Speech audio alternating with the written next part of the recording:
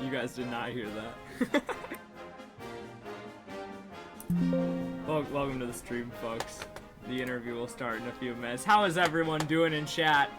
I know I'm doing well.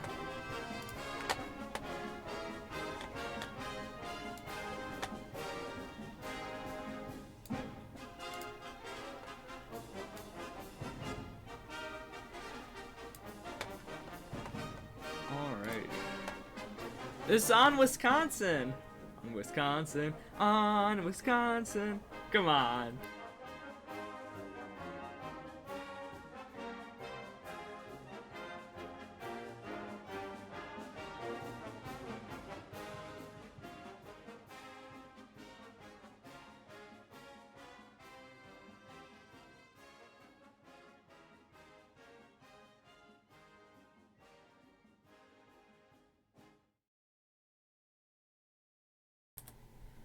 Alrighty. Just a few minutes. I need a tweet.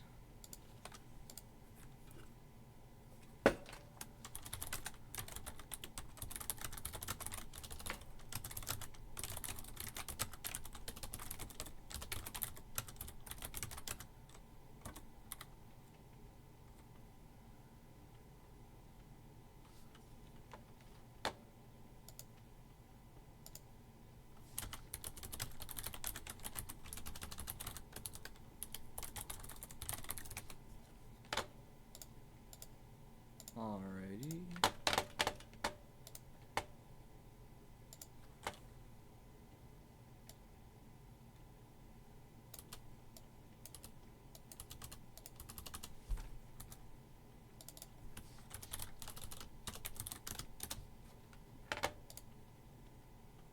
Okay.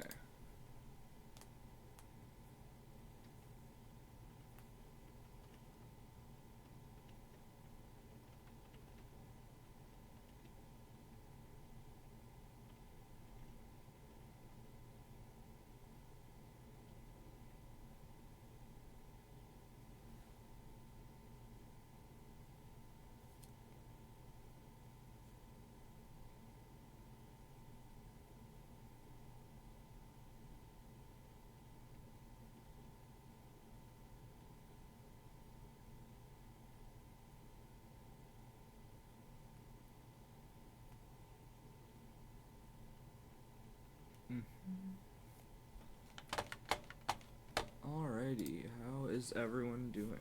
The interview will begin shortly.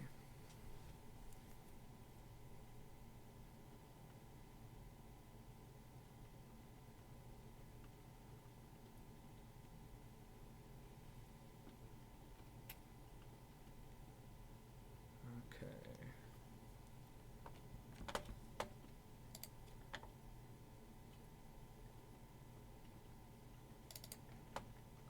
some background music for now.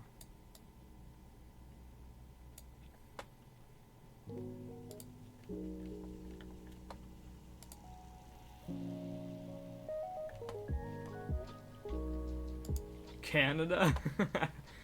Oh man.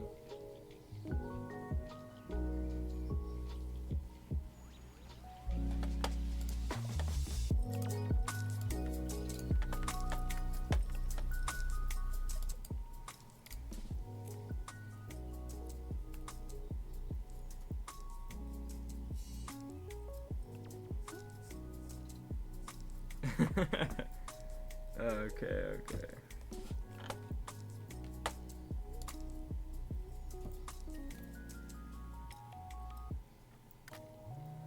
Should be getting going anytime now.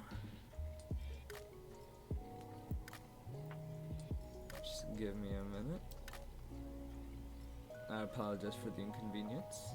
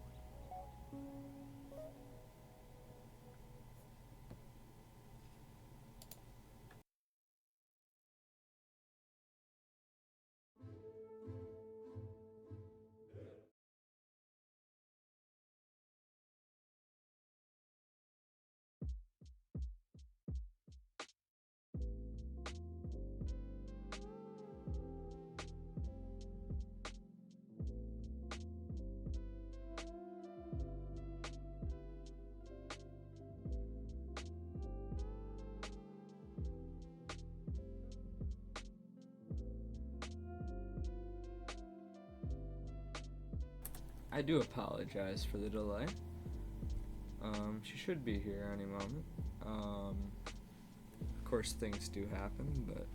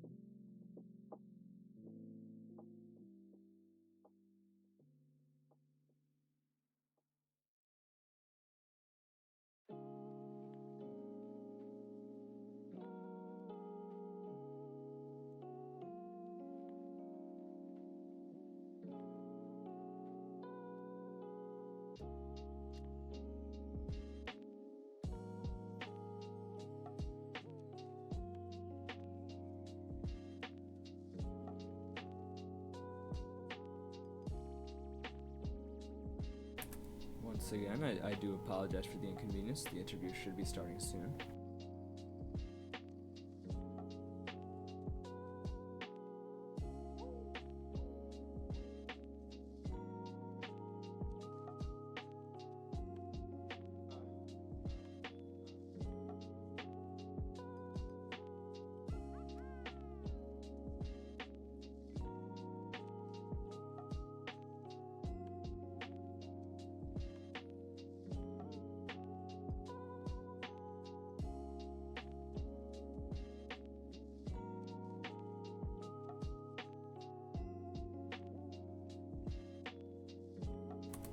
Alrighty, just a moment.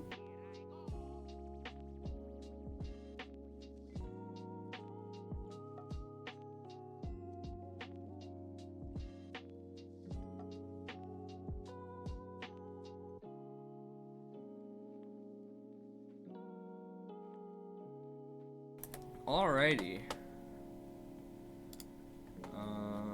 Okay.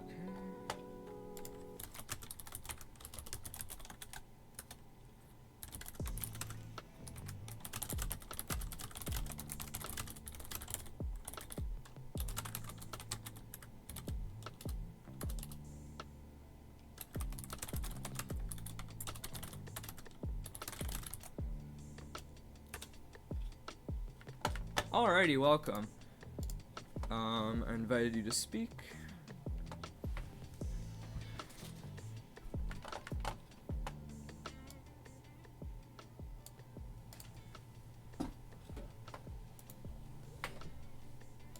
If you click the accept, I think it should say accept to speak or something like that. There's that. Yeah.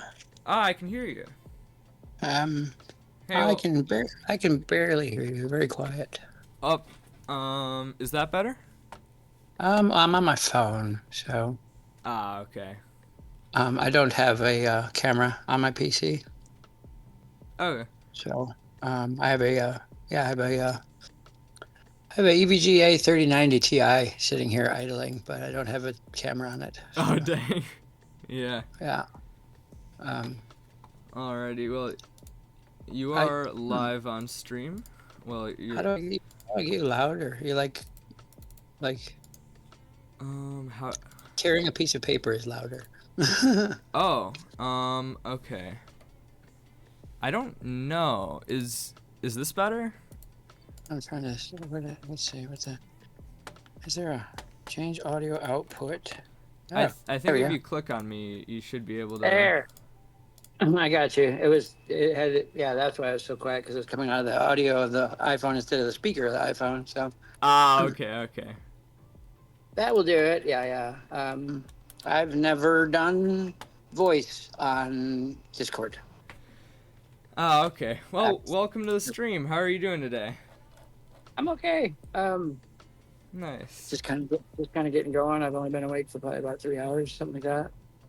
Yeah, really, but I didn't quit until about 1 o'clock this afternoon. So, yeah, I just got my 3 hours. We're good. Yeah. Okay. Well, what made you decide to run for Congress? Is there a video too, or is it just audio? You can turn on video. Hold on.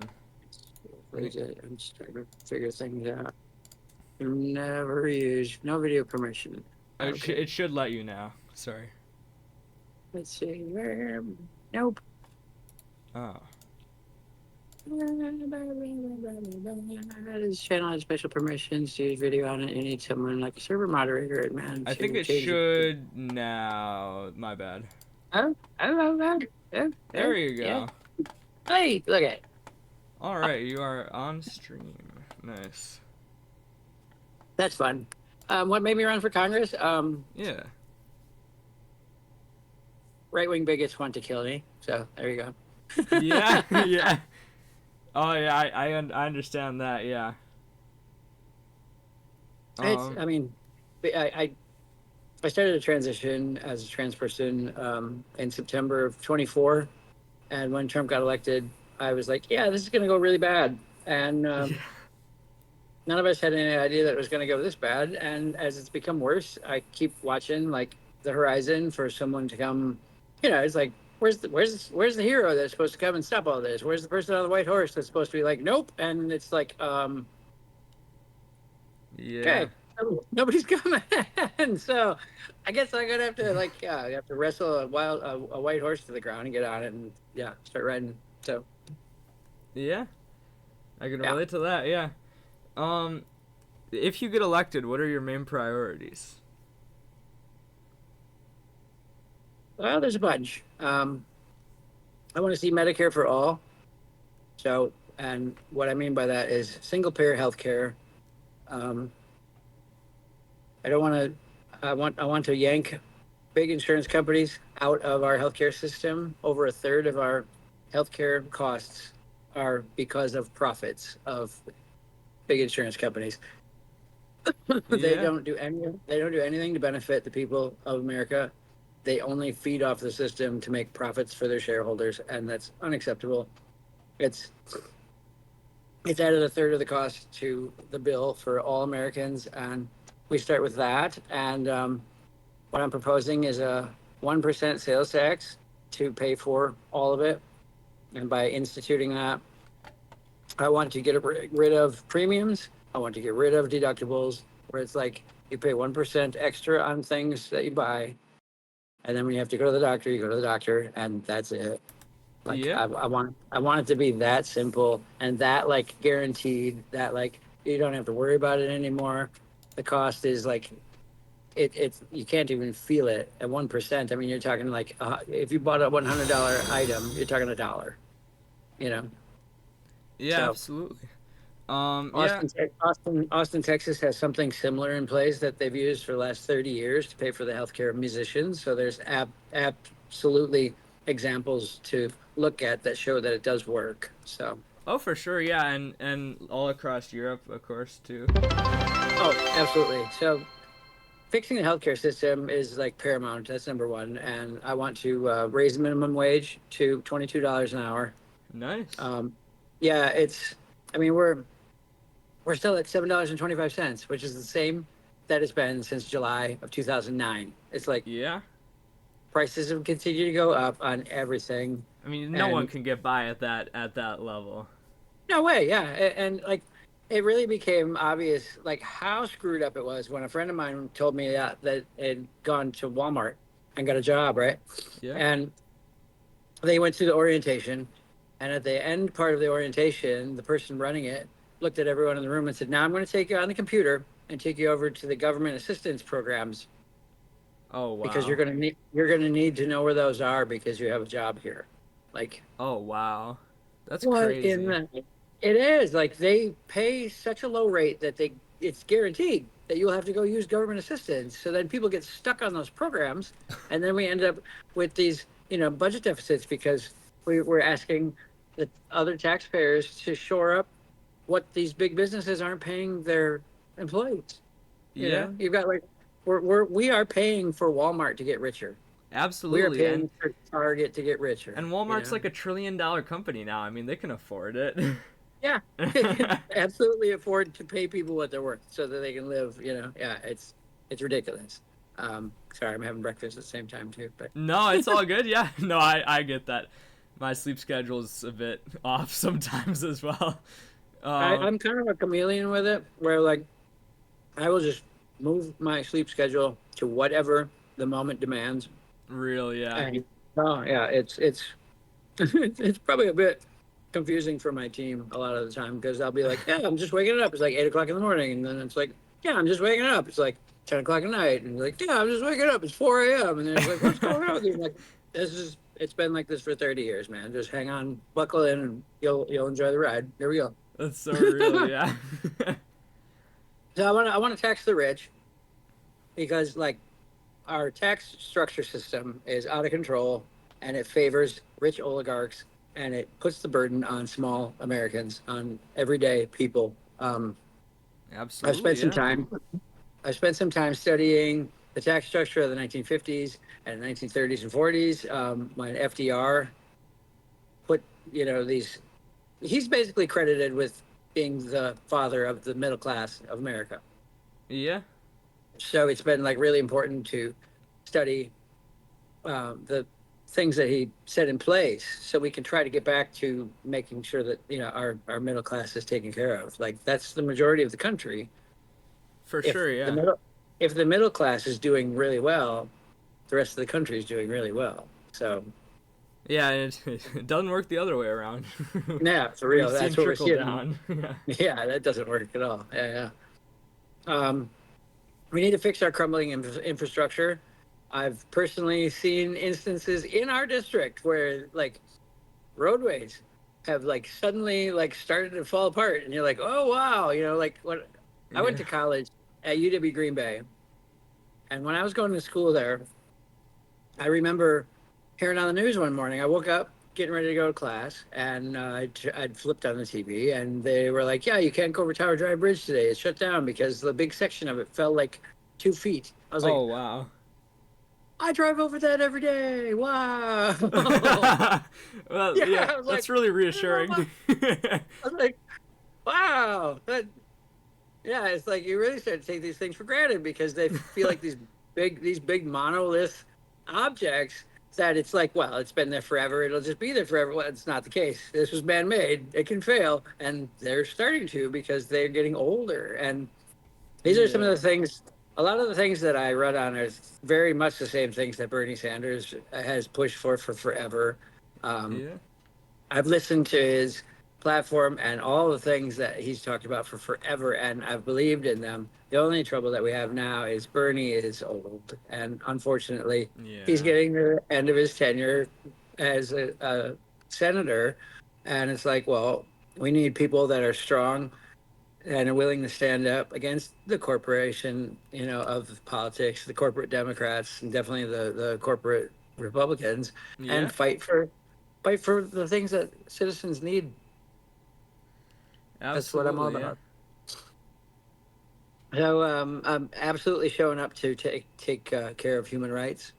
We've seen our human rights get rolled away over the Yeah. last year, where they're trying to take away rights and privileges from marginalized communities. And it's like it's trans women, sure, but it's trans men, and it's LGBTQ community, and it's Yeah. attacking gay marriage and attacking women, and it's just like they're wiping out huge swaths of Black history from like all sorts of federal websites, and it's just like what are we doing? Absolutely. Yeah.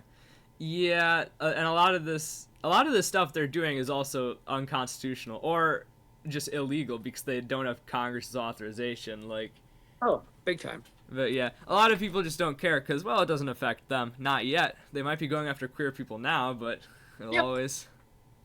Yeah. Yep, that's 100% it. And it's it's my job as a politician and as a congressperson to wake people up and show them like this is an immediate danger. There are some of us who are at risk, and like Yeah. I might be part of the trans community, and I might be considered like bottom tier as far as it goes with American citizens these days, but Yeah.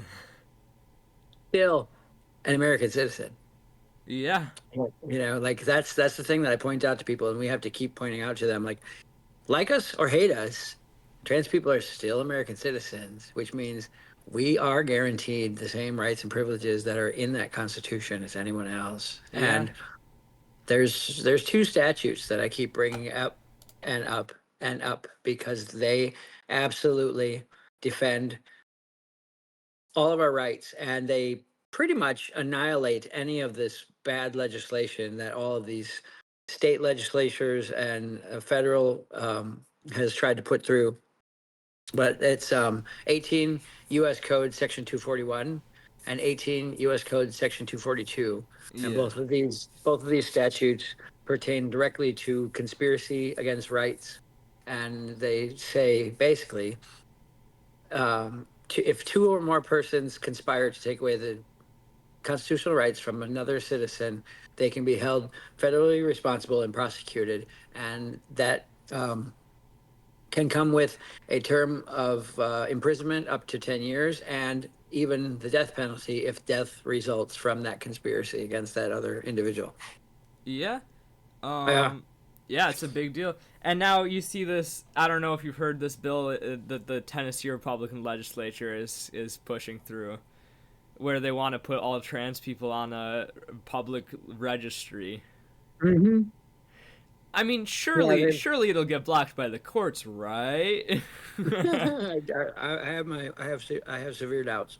Yeah, I mean, I have severe doubts when we see I don't have faith in the when we courts. see yeah, when we see the Supreme Court just willing to capitulate, and they vote on ideology these days instead of ruling on moral decency. That's Oh yeah, it's yeah. I mean, he installed six of the. He installed the people that he did so that they would rule in his favor. Trump. He has Yeah, his agenda, and he has his agenda, and he's put players in spots to make sure that it happens.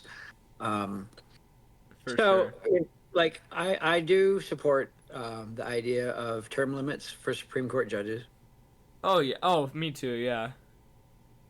and I think that we should add a few more judges to that court. Yeah. Um, We have 13 circuits, but it hasn't been updated, and it's yep. been such a long time now. See, you're on the up and up. That's awesome. Hell yeah. Oh, for sure. Hmm. Yeah. Well, and there's something. Someone had pointed this out to me, and I picked the book up, and I haven't even had a chance to crack the cover on it yet. But I'm really excited to read this one. I'm looking at it right there. It's sitting off to the side of me. It's someone had told me that I should read this book if you really want to know more of like what has motivated the Supreme Court currently and how we got there and what could be done to change it. The book is called Scorpions, Mm. and it's by Noah Feldman, who is, yeah, he's a Ah. fantastic writer. Yeah. Yeah. That book is about the Supreme Court under FDR and what had happened when America was going to war with Germany and Japan. Yeah. There were things that FDR wanted to have done to make sure that the country was shored up against all attacks, and the court wouldn't go along with some of it, and he said, well, you know he had actually proposed the idea of, if you don't go along with certain things, I'm going to remove you, put you in jail, and replace you with other judges. And it was like, he could Uh. actually it could actually do that. It's pretty Yeah. crazy. Yeah. Well, But when no one holds the president accountable, and we see that now. I mean, there's no Republican. I mean, the Congress is just a rubber stamp at this point. it totally And is, even and the that's Senate Democrats, like, so disappointing. hmm absolutely disappointing. I mean, that's been there's been like two big reasons why Democrats have continued to lose, even when we are profoundly more moral based than the people on the right. Oh, for sure, And yeah. it's because our messaging is always super weak. Yeah. Like, nobody's getting frightened by Chuck Schumer's strongly worded letters. Oh, no, yeah, no. I mean, we need new You know? leadership. It's ridiculous at this point. Yeah, I've like heard nobody. rumors he might be retiring, but I don't know. Yeah, yeah. So that's the strongly worded letters. Nobody wants that crap anymore. And like Yeah. we don't have anybody with main character energy. You Yeah. know, it's like they should. They, the moment that always pops into my head is when the government was shut down around the holidays in December, and Chuck Schumer came out to the podium with his bifocals on the end of his nose, and he's holding a piece Yeah. of paper, and he meanders out there, very calm and demure, and stands at the podium and goes, "We're going to offer our colleagues across the aisle this package," and I'm just sitting there going, "No, man! Like, Yeah. this is your moment. What are you doing?" Like, I they pick moments like this to like stab us in the heart with effectuality, right? Yeah. This was his moment, and I was like screaming at the television, like, "What are you doing? You should be gripping that podium so hard that your veins are popping out of your hands, and you should be screaming at the top of your lungs, they're trying to fucking kill you, because that's what they're doing." Yeah, And and of course like, they conspired. So the only Senate Democrats that actually voted for it are ones who aren't up for election. right, yeah, they picked the ones that would fall on the blade, that we're at no risk to get ousted, for sure. Yeah, Yeah. it's such garbage, man. Like, I see it, and I think there's a lot of folks that see it, even folks that are running for Congress that see it, but they're too Yeah. weak in the knees to stick their neck out there and say something about it. And I understand that if I say something or if I don't say something, they want to erase me anyways. Yeah, and a lot of them are also bought by corporate PACs. Oh, for sure. Yeah, yeah, yeah. And I'm of the idea. Well, if they're gonna erase me anyways, then I might as well say all the things and do all the stuff, right? I'm like, there's no turning back. We're burning all the bridges, and here we go. It's just it's it's interesting because it motivates people and it really fires a lot of folks up where they're just like, yeah, let's go. I'm like, this is fantastic. Come on, Yeah. let's it's, it's like that that scene from The Princess Bride. Have fun pillaging the castle. It's like Yeah. Man. I know you yeah. said you'd support term limits for Supreme Court justices. Mhm. Would you support term limits for congressmen? Actually, no. That's one of the points that I have stuck with people, and I said, it's like this. First of all, if we had term limits for congressional members, we wouldn't have had the blessing of Bernie Sanders. True. Yeah. No, I agree. Yeah. Like that man, like there, he gives me something to aspire to because the heart and soul of that man is with the people of this country. Oh yeah, and it makes me so upset when I see Tanky's like calling him pro-Israel and a Zionist and whatever, and it's like, man, he's not, and he's been saying the same tune for 50 years now. Years, yeah, for It's real. like And there'll be some controversial issue that's like on the like just now, and there'll be a video of him in the 80s talking about it. for real, like teaching his class, right? Yeah. Yeah. Yeah, I've seen some of those where it's like, oh my God, look, get out of here. He was never not an old man. You know what I mean? Yeah. It's like, oh, now you guys are coming around. Yeah.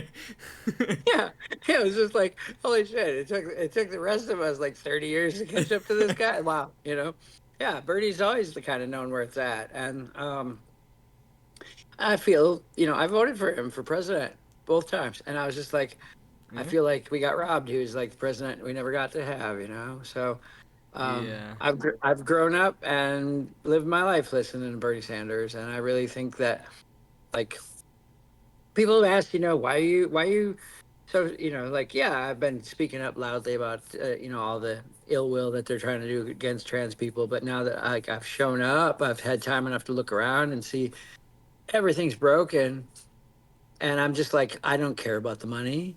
I'm not Yeah. doing this for like the clout. I'm not doing this for some kind of ego stroke. I'm doing this because sometimes you just have to do things that are right. And Absolutely. Yeah. my mom and dad taught me that we're supposed to leave places better than we found them. And I really don't feel like this country's at that point right now. I have a Yeah. son. He's also trans. And I'm just like, I think of him and like he's 20, and I think of everybody that's his age, or I think of everyone that's like, you know 10 or 15, that are just like, this is all they've known is all this chaos for forever. Like I've Yeah. been lucky enough to like at least live through like the calm Bill Clinton years or whatever, where you could kind of like pay no attention to government, and you'd be okay like waking up the next morning feeling like, yeah, everything's, nobody's gonna start a war tomorrow, like we're Yeah. doing now, right? Yeah. I So mean, it's it's ridiculous now. it is, and I'm just like, somebody needs to fix this crap, and I don't see anybody doing it, and I'm like, okay, let's go fix this crap. And just announced today by the Trump administration, they want a $1.5 trillion military budget for the next year. And they have a list of things that are like on the chopping block now. $500 million of farmer subsidies, a lot more Medicare, all the rest,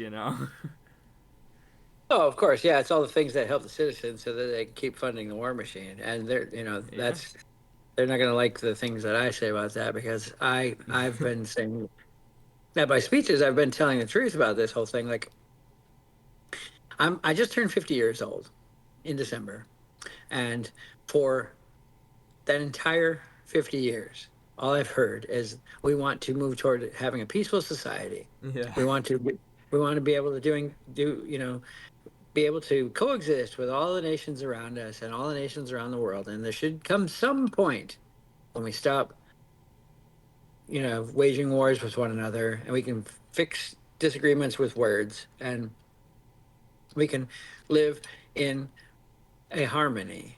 Uh-huh. But that means you actually have to do things that will get you there. And Absolutely, yeah. by adding and adding and adding to this military machine, that like I don't know, maybe I was out to lunch. I don't think so. Before Trump took office, I don't really recall any like worldwide threat to peace Yeah. other than what we're doing to stir all this shit up. I It's mean, like Venezuela wasn't a threat. Iran's not a threat. Like, I don't know. Yeah, that was all manufactured crap. oh, Yep. but they're Oh, building later. nukes for the last 30 years.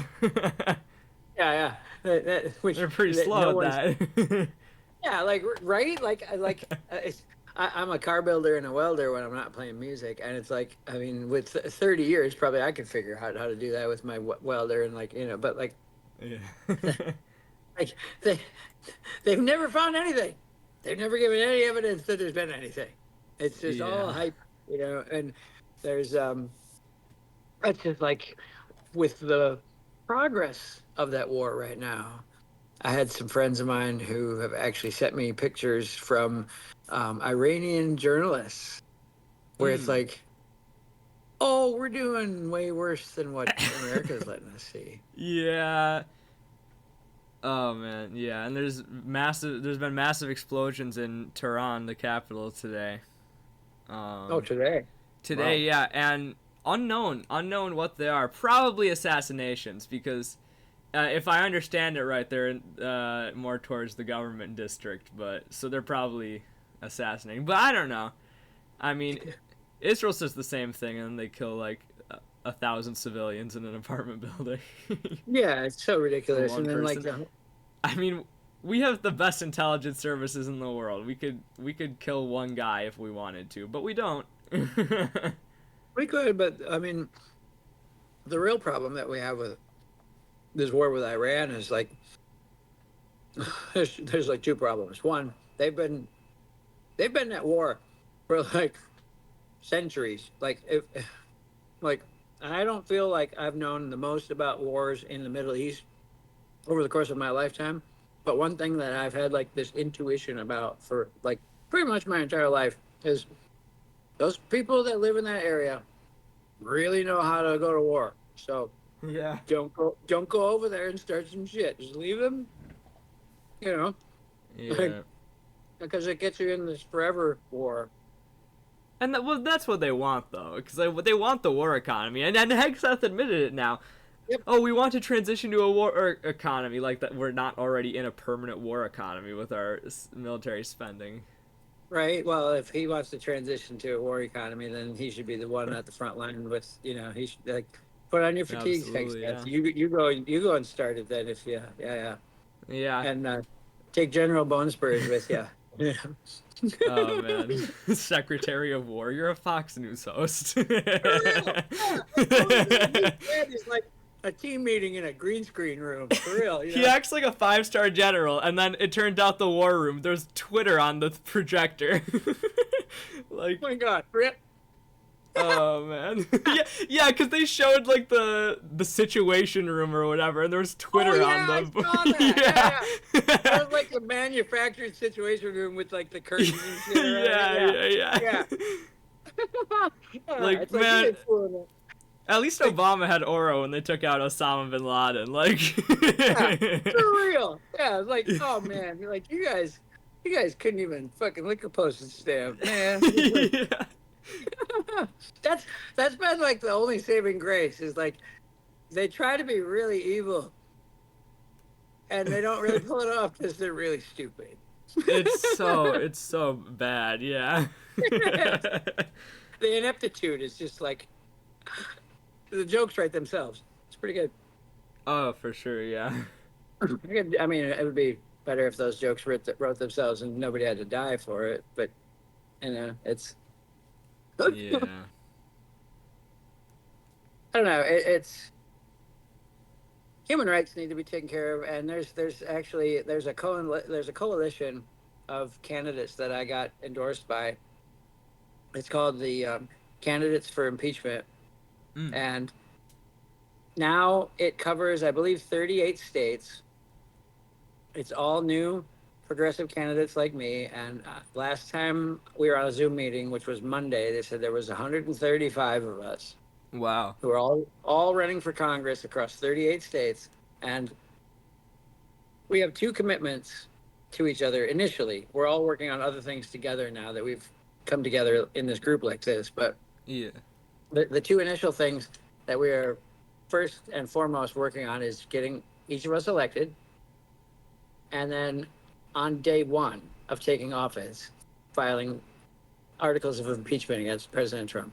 Nice, nice. And the idea is with the number of us keeps growing and growing. So the idea is the minute we are all elected, we have enough to sign it to get him out. Yeah. Yeah. So I don't know about any more proactive political movement going on than that. That's pretty, like, yeah, we're not elected yet, but we're making sure we got enough numbers that when we do, we just go, here you go, see ya, Yeah. Yeah. And I honestly think that Vance doesn't have the charisma. It like Oh that no, he's such a joke. he is. The party will pretty much kind of fall apart I once mean, once Trump is removed. yeah. So But Trump is the whole party. Like, I don't even know what. I mean, it's not going to be Vance, but like they need another person like that. And no one else can seem to replicate it. I mean, no, DeSantis and tried, and that was so funny. oh my god. Well, and Marco, little Marco, he doesn't pull it off either. Marco Rubio just looks sad. He sold his soul for what? I remember listening to him when he would speak out against Trump, and I was like, okay, he's actually saying some good things. And then I was just like, what happened to you? Oh This is man, this is like, the cycle of a Republican senator. They all act high and mighty, and then they get offered cabinet positions. Secretary of State is like the death of your career. Like, oh yeah.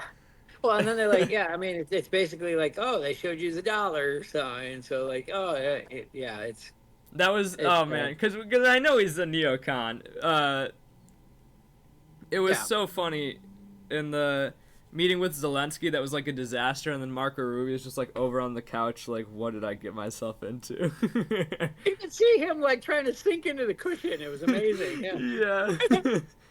I was like, little Marco wishes he was a whole lot littler at this moment. Yeah. Yeah. Yeah, that whole scenario was yeah, that was dreadful. Like JD Vance reprimanding Zelensky about not wearing a suit. Are you out of your mind? You literally must be out of your mind. Leave that poor man alone. Go wear a suit Like, on the front line. He goes on the front line, like he does. yeah. Not just for the propaganda videos. I shouldn't say propaganda, but you get what I mean. Like, not just for like the Emotional TV. support videos. Let's go with that. Yeah, like that. Oh man, you don't see Putin on the front line either. No, But, and you don't see Trump on the front line either or any of that. It's just like a real leader goes out there at the front of it. Like look at all the absolutely, real, yeah. look at all the true leaders of the past. Even the terrible ones that caused a lot of death or destruction or whatever. It's just like, I mean, Napoleon was out there on his horse leading his troops, and Yeah. that's why I had no kings. I had my megaphone. Yeah. And I put my name on it, and I'm a member of the DSA, the Democratic Socialists of America. Oh, nice. And Me as well. Yeah. right on. And the first protest of the day, Green Bay had two. There was one at 11:30 and one at I think it was 2:30 or 3. One of the two. The 11:30 one was in Green Bay, and the second one was in De Pere. And Nice. the DSA organized the first one, and so I got there and I was at the front line with Garnet, and yeah, we led the charge through the streets. That was pretty cool. But it was very much like, okay, here you go, leader has shown up for your community. Like, Yeah. where's Tony Weed showing up for this? Where's Well- any of my opponents showing up for this? Well, I understand he's recently taken 130,000 more PAC dollars. So. Oh man. Well, it's I looked on OpenSecrets.org, and he has every single box checked with dollars from pretty much every single pack you can imagine: pro-Israel, fossil fuel, big pharma, etc. Wow. Yeah, it's and like I mean, I've just taken small donations from regular individual people, and we've pretty much gotten Yeah, by on a shoestring of like nothing for real. Like, there's not been a whole lot of funding because, like, I know everybody, but everybody I know is broke. So it's like, well, yeah. let's just put your nose down, and like it means campaigning a different kind of way. And actually, I would prefer this way anyways. It's instead of putting out ads and this and that. Like, I'm in the community. I'm If going to, places to meet people. I'm going to the Democratic Party meetings every month, and I'm yeah, shaking hands and talking to folks and giving speeches and like being in person and like, I mean, it's a proven strategy. I mean, we see Zoran Mamdani in New York City. I mean, he was pulling at 2%, but he went on the streets like mm-hmm. you didn't see Cuomo on this. Well, sometimes you did, and it was super embarrassing. Very rarely, It's though. really embarrassing. Yeah, Yeah. for real. He had Yeah, to. I mean, his residency was in Westchester, so last second he had to purchase property in New York City, and it was like a $1 million apartment in in Manhattan or something. It was like, man. man, Oh man. Yeah, Mamdani is one of the people that I've modeled my campaign after, and for sure, the yeah. other. Yeah, the other person that I've paid a lot of attention to and tried to kind of follow her footsteps is Francesca Hong. Francesca Hong, yeah, I'm on her campaign, yeah. Oh my God. Yeah, yeah, I love her. And Oh, same, yeah. oh my God, I finally got a chance to meet her when she did an appearance in Wow. Oshkosh. I'm going to say it was about a month ago. She was at this little Mexican restaurant right by the university. And so it was only about 10 miles away. So I drove down and got to meet her. And she was so gracious because, like, that's her night to Yeah. try and promote herself and try to get whatever, donations and further her campaign. And there were three other candidates there, me and two others, and she was like, "Oh, so and so and so and so and so are here. So why don't we bring them up and let them introduce?" I was like, Yeah. "Okay, that's pretty rad." And I got to actually say the one thing that I was hoping I would get to say, and it was in front of the crowd, and I looked at her and I said, okay, this woman is like my favorite candidate in the entire United States. And if you don't vote for her, we're going to have a serious problem. Yeah. And she's pulling so well. Like, I Yeah. mean, she's pulling with like a 7 point lead now over Mandela Barnes. It's amazing. Like, Well, I mean, oh I man. love I love all the things that she runs on, and like I've met Mandela in person, and he's a nice man, and I think that like his heart is in the right place, and the things that he says that they track, but Yeah. I I just don't think he's the just right guy for the job. Yeah. I mean, the first red flag is the J Street money. It's just like, Yeah. like He also married the daughter of a billionaire, like right after losing to Ron Johnson. oh, there's that. Yeah, there's Yeah, yeah, and that. I didn't know that. yeah, Okay, yeah, yeah. I was like, when I got to meet him like 2 weeks ago, I, I I hadn't even thought about it until I was in the same room with him. But I was like, what's he been doing for the last couple of years since he ran against Ron? I don't know. And now I know. But yeah, yep, yeah. You never think about what they do in between. A lot of time there, but yeah. there is. Yeah. Um, yeah. I believe I will be able to meet Francesca Hong in the next month or two. I do look forward to that, but yeah, She's awesome. Oh my God. yeah, Yeah, yeah. And then like what was great was it was such a small little gathering of folks. It was, I don't know, it was probably like 40 people there or something like that. And once her event was done, um Gordon Hintz was there too, and he's the Winnebago County executive. mm. And it turned into the three of us sitting at a table having tacos, talking about Nice. state legislature because Gordon was the minority speaker in the state assembly for like Oh 12 years. yeah, And man, yeah. Francesca's still in the state legislature, so I got to kind of play fly on the wall a little bit and listen to them both talking about like things that are getting passed right now and things that have still been faltering because of people like Robin Voss and things like that. But Yeah, he's it was retiring now. I know, which is great, but we also have to face the reality that as well as I do that party's going to put someone back in his place that's going to take the same kind of stance that he's taken. So Yeah. that was something that I had when I had a moment with Fran. I leaned in close to her and I said, "Okay, just so you know how my heart goes, like when you get elected and I get elected, and if we end up with a problem where someone is blocking everything, like they're doing right, like Robin Voss has done for Yeah. years, like strangled our schools off and like kneecapped our teachers and like taken all of the like union bargaining power away from like our firefighters and our police departments and like Yeah. I said you call me and I will find federal grants. We will write federal grants to go around them to like make sure that they can't keep ramming the citizens of Wisconsin into the ground. Like people need things so they can live a better life and like lift themselves up out of the dirt. And this partisan like what's Yeah. the word? It's like being kidnapped basically. It's Yeah. you know Um. Yeah. so. Um. I hear the Act 10 might be getting overturned soon, but I don't know if that's true or not. I Um. would hope so. There's been a big. I mean, that was a big reason why we got Susan Crawford into the state Yeah. Supreme Court last year, and that's a big reason why.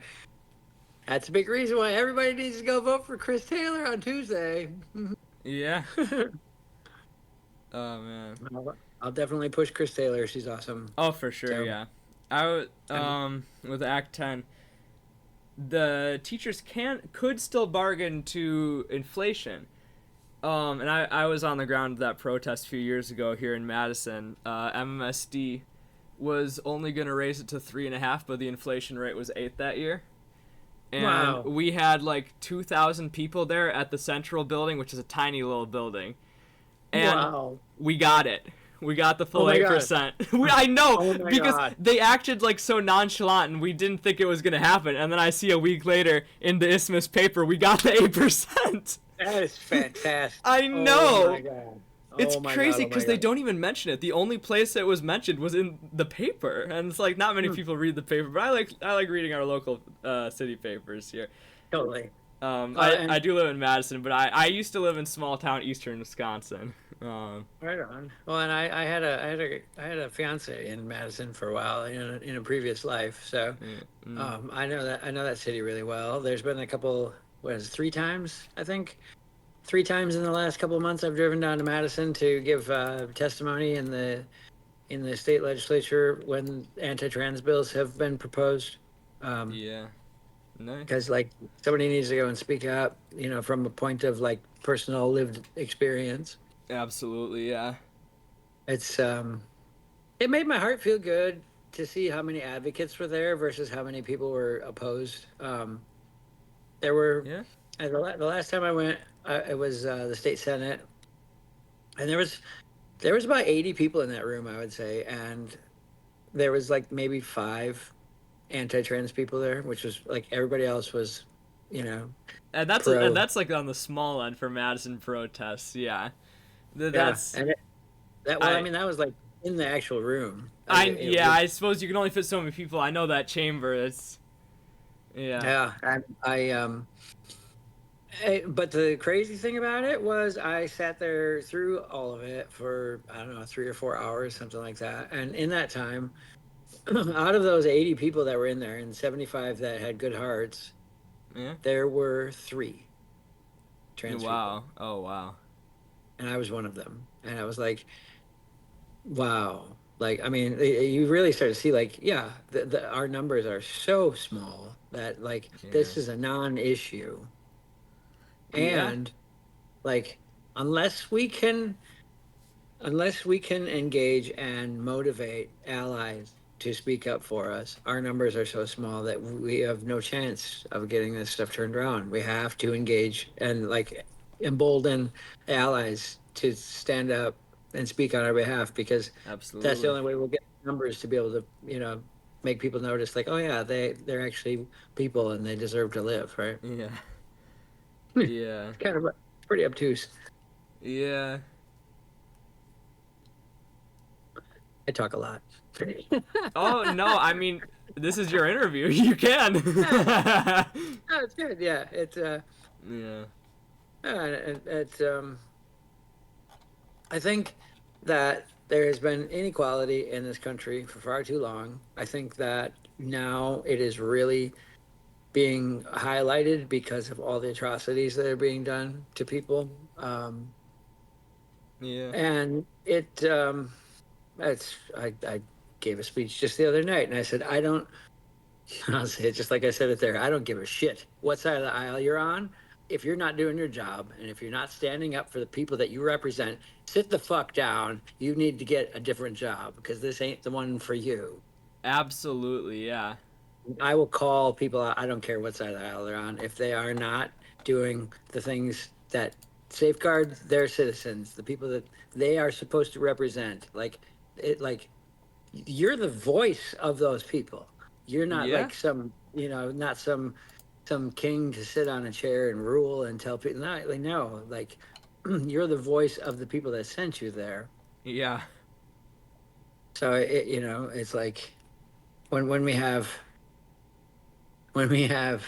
active Congress people in our own state, like the one that I'm running against, who buys millions of dollars worth of treasury bonds and then votes for things that affect the stock market in his favor. yeah, yeah. How much is that helping the constituents? You know, I don't know if it's just because it's where I'm from, but I feel like Wisconsin Republicans are just like the politicians, not the people, but like the politicians, just like an extra level of evil. I don't know. Some of the time feels like it. greasy, I yeah, I greasy. I grew up in Glenn Grothman's district. Oh, me too. Oh, Yeah. my condolences. Yeah, same. Oh my god. And I Oh know, man. I personally know, like, four of the people running against him, and they're great. That's going to be the problem with this election, is like some of these districts have so many good people. It's just like, how do we pick? Holy crap, Yeah. like, um, Aaron Wojciechowski in District 6 is great. Um, like, what's his name? Ben Smith. He's great. Yeah. Amanda Bell is awesome. Oh my God. And she pointed out the fact of, like, did you know that there's not been a woman from Wisconsin in the House of Representatives in 34 years? Wow. I didn't know Right? that. That's Right? I didn't either. crazy. Like, we have Tammy Baldwin, but she's a senator, and she's like, yeah, we haven't had a woman in the House of Wow. Representatives for Wisconsin in 34 years. Like, well, That's it's high time. crazy. It is. And I also know Mike Heidenreich. He's fantastic. He's the one that kind of got me here. Kind of. Yeah. Um, I was on Threads one morning talking to someone about Glenn Grothman. Yeah. It was that's the beauty of Threads, is you can just log on, and things that you have told your algorithm that you're interested in, it points you at, and it doesn't. Yeah, I always Most forget that that place exists, and then I check on it once in a while, and it's like it's oddly active. It's really really cool, yeah, and Yeah. they will actually tell you how many views your profile has had over the last month. And there was one point I had 375,000 views. I was like, okay, we're Oh doing wow. something right. Yeah. Yeah. Um, but there was a person who I didn't know them, and they said they'd been on a flight back from DC, and they'd happened to be on the same plane as Glenn Grossman. And when they got off, Oh this man. was a few months before they released the Epstein files, and when they got off, they made it a point to tell him, to ask him. They said, what do you think's going to happen with the Epstein files? I think they should be released. And Glenn Grothman said something to the effect of, I don't think they should be released. And it was well, of Yeah, course, that sounds partisan like act. par. Yeah, it sounds par for the course for that guy. Yeah. But then I was making a comment on that thread, and Mike Heidenreich, who's running in the 6th district, he saw my post and he was like, if you're serious about running for Congress, there's a Liberty dinner in Oshkosh this Saturday. You should come. And I was like, Yeah. oh, yeah. Let's do that. It was an Act Blue Liberty dinner. And he sent me the link for it. And I went and bought 2 tickets so that me and my campaign manager could go. And I called my campaign manager up and I was like, what are you doing Saturday? It doesn't matter what you do Saturday. We're going to have chicken. Yeah. I was like, so that's been like the running joke. It was like my entire political career was born on $100 worth of chicken, Nice. Yeah. And it was $50 a plate, but it was a Yeah. fundraiser because Act Blue and all that, right? Yeah. And like I thought we were just going to meet people, but that's important, go and like immerse yourself, right? Absolutely. Yeah. So we went and we knew a few people there. I knew like Gordon Hintz was there and a couple other folks. And then my campaign manager looks at me, and this was like before the whole dinner started. And he's like, there was like 400 people there. It was really, really well attended. And Yeah. he said, I'm going to take you through that room, and we're not going to talk to anybody. I'm going to walk you around the entirety of that room and just let people look at you. Yeah. Because you're different and they will remember you. And it worked. Holy mackerel, that it worked. I mean, like, the Republicans always crash out over my hair. So I don't think I'll ever change the two-tone hair. But Yeah. because it's just like immediate, they just crash out immediately over it. I'm like, all the That's things funny. like progressive, socialist, trans woman. Nope, it's the hair. It's what gets them every time. It's great. It is. So, Yeah.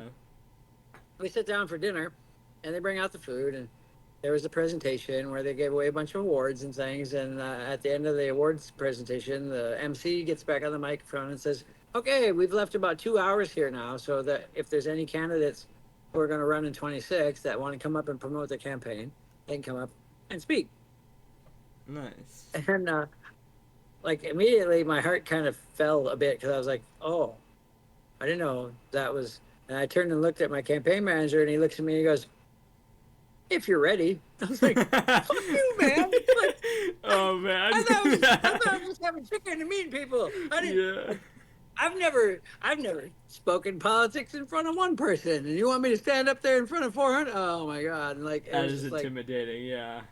Well, yeah, and I mean, like, I'm a musician, so, and I've been a lead singer for years, so like, I'm used to figuring things out on the fly, and I'm used to standing in front of a large group of folks, and but like that's singing, that's not talking Still politics. when you talk politics, I understand what you mean. I've only ever talked politics on stage once, and that's intimidating, even if it's a small crowd. Like, it's a whole different ball game, and yeah, it especially when it's like this is an entire room of politicians.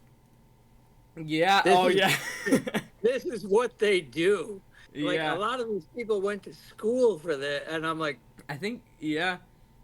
That's one of the problems, is that it's really intimidating to get into politics, because there's a lot of people that are politically active, but like at a lurker level. Like, they vote in every election, they donate, but they just don't get involved. They never run, because, well, it's intimidating, and I understand that, but like, yeah.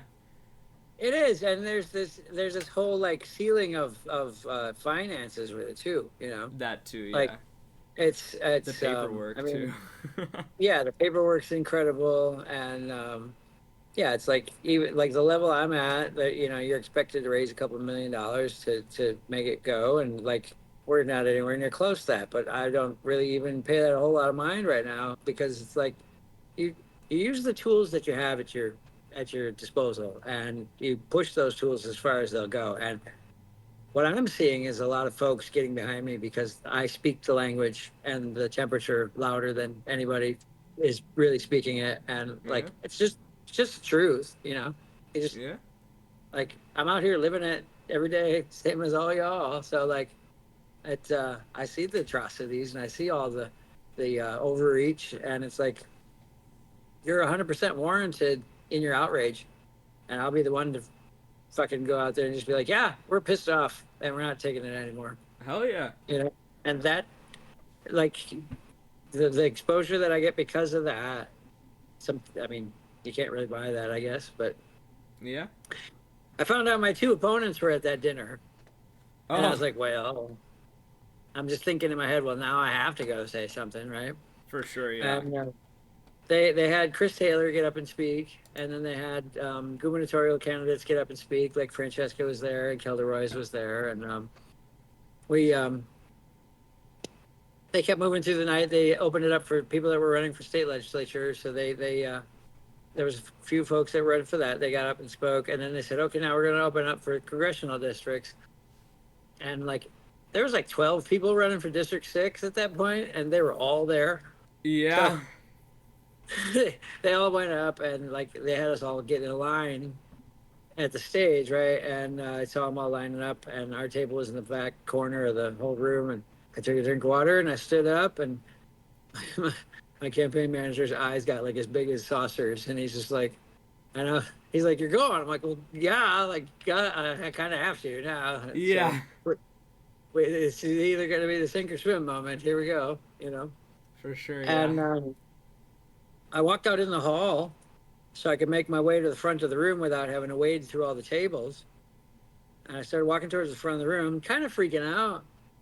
Like, what am I gonna say? I was like, Yeah. you know, just like, oh, people, oh. Like that could very much be my crucifixion moment. Awesome, you know. Yeah. And I'm like walking towards the front of the room, and I hear this voice, Cat. And I turned my head, and I was like, yeah. And it was Marcia Steele. God bless her. From Winnebago County Dams. Yeah. She's the party chair. And she says, it's Marcia. And I was like, oh my God, oh my God, oh my God. I just met her like a month before. That was the first time I'd ever met her. I'd only seen her one time. I went into a Democrat meeting in Winnebago County, and just to find out what was going on. And she's like, are you running? I'm like, and she's like, oh, in District 6? I'm like, nope, District 8. She's like, oh. And then I started to freak out because I was like, I've never given a political speech before, and there's 400 people here, and I have no idea what I'm going to say. And I'm like, and this is like happening right now. And she's like, oh my God, come here. And she took my hand, and she said, okay, I'm going to give you your power back. I'm going to give it to you back right now. And she's like, do you remember what happened the first night that I met you? And I was so flustered. I was like, no, and she's like, okay. We finished our meeting at the Winnebago County Dams. Yeah. And I walked over to you to say hello. And she said, you looked at me and you said, hi, my name's Katrina deVille. Can I have a hug? Because they're trying to kill me. Yeah. And that still makes me tear up. And I was like, I looked at her in that hallway and I said, you're goddamn right. And here we go. So I walked in that room, and there was about 10 people in front of me yet waiting to speak. And my two opponents were further up the line. And Mike Heidenreich, the one who had invited me to that dinner, was right behind them. And he saw me and he turned and he waved and he stepped over to me and he said, hey, your two opponents are up there. Would you like to get in line behind them so you can speak after them? And I was like, oh no. Nah. I'm going last. Yeah. Like, I'm a musician. I know that people remember the first song and they remember the last song. Yeah. So I had to wait about 45 minutes before I could get on the stage. But when I got on the stage, it was like, okay, here we go. I just told folks the same thing that I tell folks now. Like, I look around and I do not see anyone coming to save us. I do not see anyone with courage that is necessary at this moment to stand up for our rights, to stand up for our lives, and to stand up for the things that are going to make our lives better. And it pisses me off to no end. So I'm going to tell you what, I, as a trans person, am in immediate danger standing out here on the front of the stage. And I'll be goddamned if I'm going to sit by and watch it happen anymore without Yeah. doing something about it. So I will go to Washington and fight for you with my life because that is what this situation demands. Yeah. And the whole room just went, and I've been off and running ever since. I truly believe that. That's from my heart, and I don't, I don't script my speeches whatsoever. I show up with the Constitution in my hand, and hold on, it's in my purse. Yeah. Yeah, yeah. Like my purse is sitting like 2 feet. It's right here. See? Yeah. Yeah. So I go in here, and I also keep a Constitution in my bag. Yeah. I got one on the shelf behind me as well. I got two on the shelf behind me actually. I freaked out that first week that Trump took office, the second term, because they took the Constitution off the White House website. Yeah, it was crazy. Yeah, and And people questioned them about it, and they said, "Oh, we're just revamping the website. We'll put it back." we'll put it back. They haven't. They have not put it back, and part of that has been to make it more difficult for people to find it. So Yeah. I went online and I bought this immediately, and it was $8, and pretty soon I'm not even gonna need it because I've kind of got a lot of it memorized already at this point because there's been so much crap, But Yeah. it's profound and really strange times. I'll say that. Never would have thought in a million years that I'd be standing here running for United States Congress. But here we are. Yeah. So I will go the distance, and I will do everything that is necessary to get the things done that Americans deserve to have. Absolutely. Yeah. Yeah. I have a question from chat. So there's been Okay. talk lately.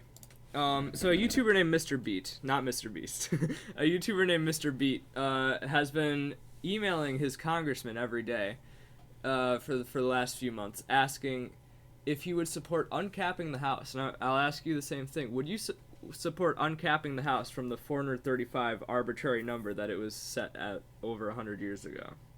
I would. Yeah. It's not. It's the same thing as like with the Supreme Court, where we don't have citizens being properly represented. So absolutely, I would. Mm-hmm. Yep. Nice. Yeah. Yep. I think that's important. We need to have equal representation, and it's not there right now. Yeah. Yep. I absolutely would. There was something you'd. Oh, this is a good one that was brought up about a week ago, and something that folks might have not thought about, but it's been on my mind ever since I went to Shawano last week Monday. I there was a town hall sort of event that Shawano County Dems did, and it was called A Conversation with Farmers and Friends.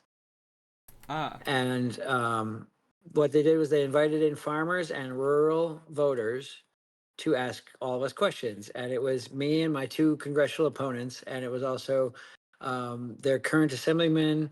It was this woman who was running for state senate. And it was the national chair. It was the Wisconsin national chair of the farm board was there too. I think that was his position. Okay.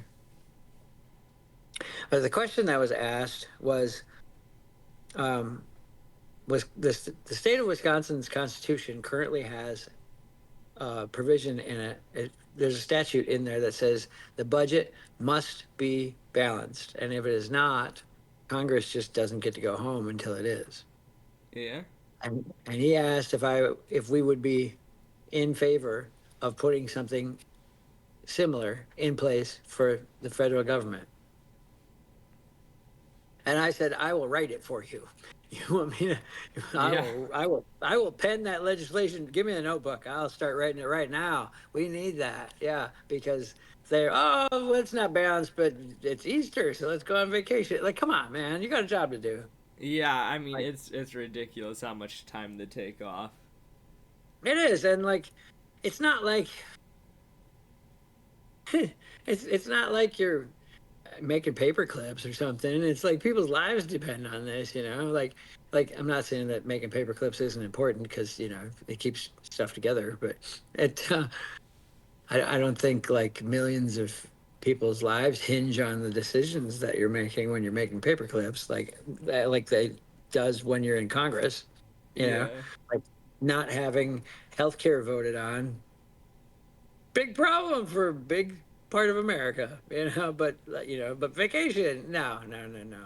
We need, we need to put a, we need to put a provision in there that says that Congress has to stay working on it with the same pay that they would if they would pass it on day one. I don't care if it's day 100 and they haven't passed it. No extra money. Yeah. Get the job done.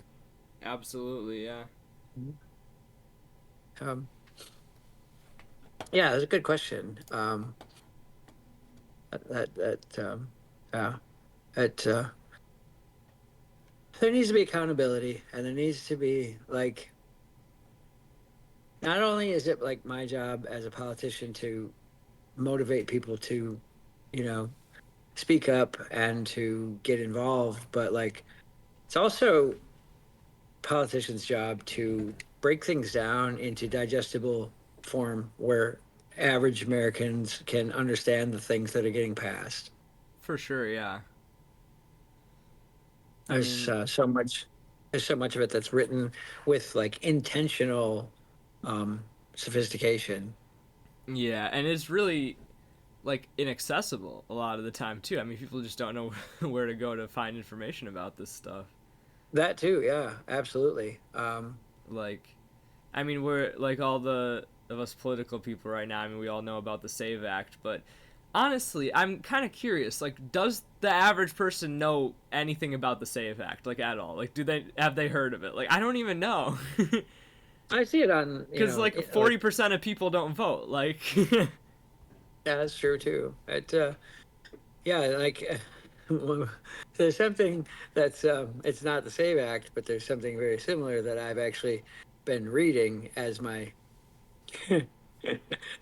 I've labeled this my recreational reading. It's Public Law 119-21, which is also known as the One Big Beautiful Bill. ah, yes, It's this 900-page atrocity that they passed in July last year, and it's just yeah, it's there's ridiculous. there's there's things that are written in there that you're just like they're appalling, absolutely appalling. Like, I Yeah. mean, I'm right next to my PC. I can open it up right now, and I can point you at like so many I sections of this that are couldn't just yeah. I couldn't believe They're, when it passed the Senate, honestly. I watched that vote live. I couldn't believe it. yeah, there's this whole section on the environment that just made me sick. Just like what? Like like how do you justify taking these things away? Like um yeah, let's see where Well, who cares about the planet when you get oil dollars? right? Yeah, there's that. Like let's roll off all the EPA protections and just like yeah, I saw that. We all saw that like what 2-3 weeks ago where they were just like yeah we're repealing all the we're basically taking all the strength away from the EPA and just like Yeah. what I mean, we'll all like be what? dead by the time global warming takes effect, right? Right. Not It's just really. it's absolutely gross. Um, where was that? Um, I really wanted to be able to read it to you right off the thing because it's like actually sickening. Um, Sure, let's yeah. see. Let's go back up here to the table of contents. Here you go. Oh yeah, it was yeah. Here you go. Oh yeah, yeah. It's yeah. There it is. It's Public Law 119-21, Section 1, Table of Contents, Title 1, Committee on Agriculture, Nutrition, and Forestry. And then you go to Title, um, where is the spot that I'm looking for? Yeah, Title 5, Committee on Energy, and natural resources. This is the Mm. one. And you get to yeah, this part here is gross. Title 6, Committee on Environmental and Public Works. So section 60001, rescission of funding for clean heavy duty vehicles. Wow. Repeal of greenhouse gas reduction fund. Rescission of funding for diesel emissions reductions. Rescission of funding to address air pollution. Rescission of funding to address air pollution at schools. Like, how shitty do you have to be to rescind the funds to address air pollution at schools? Yeah. Like, these are the, like, but you know, it's all about protecting the kids, right? Yeah. It's just, these people are gross. Rescission of funding for low emissions electricity program, rescission of funding Ugh. for the Clean Air Act, rescission of funding for implementation of American Innovation and Manufacturing Act. It's like, what are we doing? And we Like, already don't have enough of this stuff. yeah, and then we're like, yeah, like, while you're drinking the water from Flint, Michigan, here's the gun that we're gonna hand you so you can put it in your mouth at the same time. It's just, it's so awful, you know. Like, and then like one of the most damning ones is in that same Title 6, and it was towards the bottom. I'm looking for it here. It was they removed all the funding for national parks, Yeah.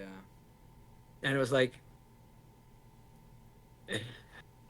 Well, and you talk about the water in Flint, Michigan, but that's gonna be a lot more widespread now with these data centers. I mean, Memphis already, and I've heard some small towns. I won't say exactly where, it's not to dox my family, but some small towns in western Wisconsin now are like, because they're building data centers out there too. and already that's been one of the main concerns that I've heard from constituents as I've traveled around this district and talked to folks. I've started this town hall thing that I do every Tuesday. It's called Talkies Tuesdays. And what I do is I pick a different Mexican restaurant on Tuesdays.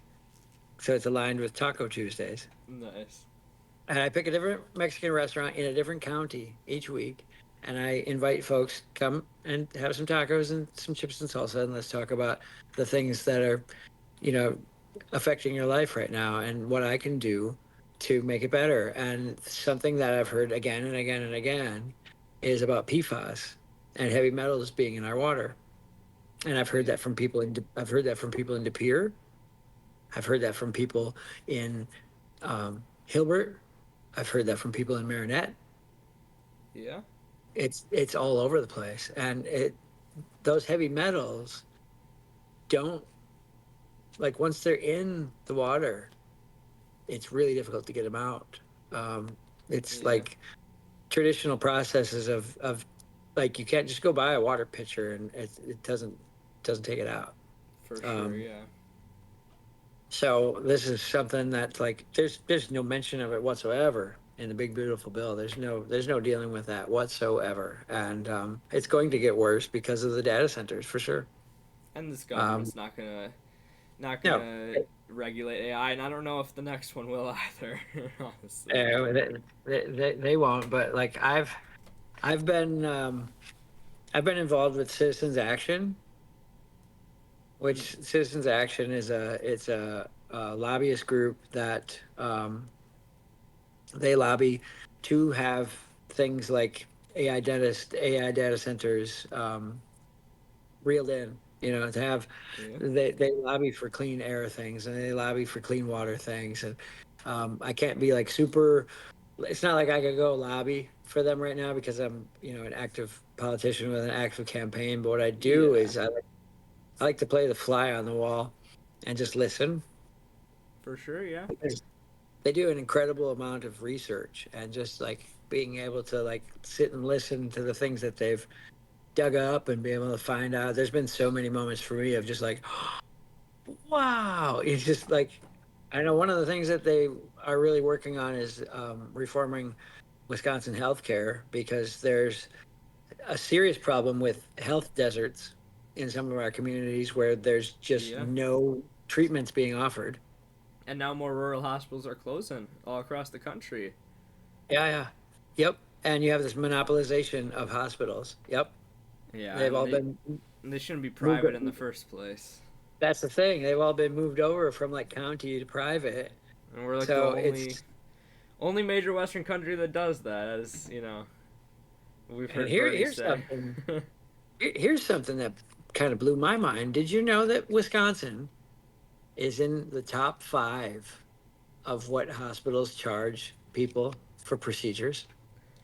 I didn't know that, but I can believe it. I've seen cancer bills in the family. I've Yeah, seen stuff like that. I can believe it.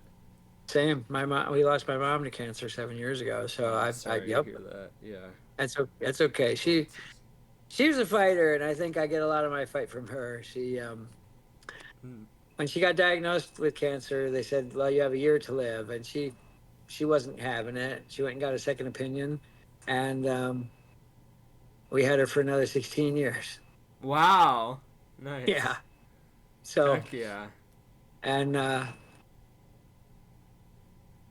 she was sitting in her hospital bed correcting students' papers 8 hours before she passed away Oh wow. because Dang. always, her heart always was there for everyone. She was, she was one of those. She's, the regular Wisconsin mom who's like everybody's mom. Yeah, I get what you mean. Yeah. Yeah. So like she's given me a lot to aspire to, and I'd like to think that she's up there looking down and she's pretty proud. So Yeah. yeah. Now I'm gonna cry. Now I'm just gonna cry. It's fine.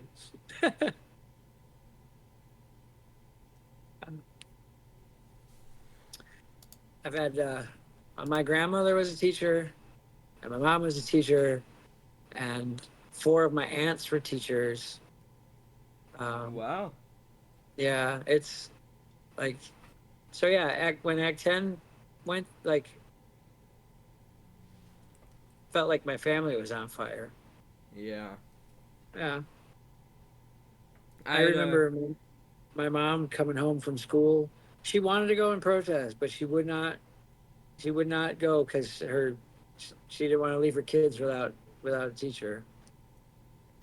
yeah. And I remember you would never hear a cuss word from my mom's mouth ever. And I remember her coming home, sweetest lady ever, and she Yeah. taught second grade, so like sweetest lady ever. And she would come home and just rant and swear at Scott Walker on the TV, and I was like, Yeah. okay, you know, like Oh yeah. yeah, yep. Man. Yeah, I had a teacher that went to the Walker protests quite often when they were Oh, happening, and during that time she was pregnant actually. Um wow, so kudos to her. yeah, that was quite the and that was towards like the peak. I was not there, but I've seen the pictures. It's crazy. Wow. Yeah, I just remember how helpless she felt, and like other teachers that I knew felt when that was all happening. And I mean, it's like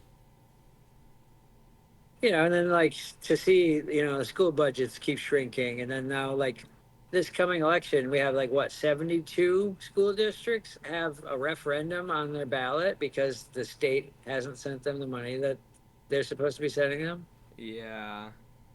Like how upside down that we can't even like get the budgets to our school. Like kids are the future. Yeah, That's the future. And like if you can't take care of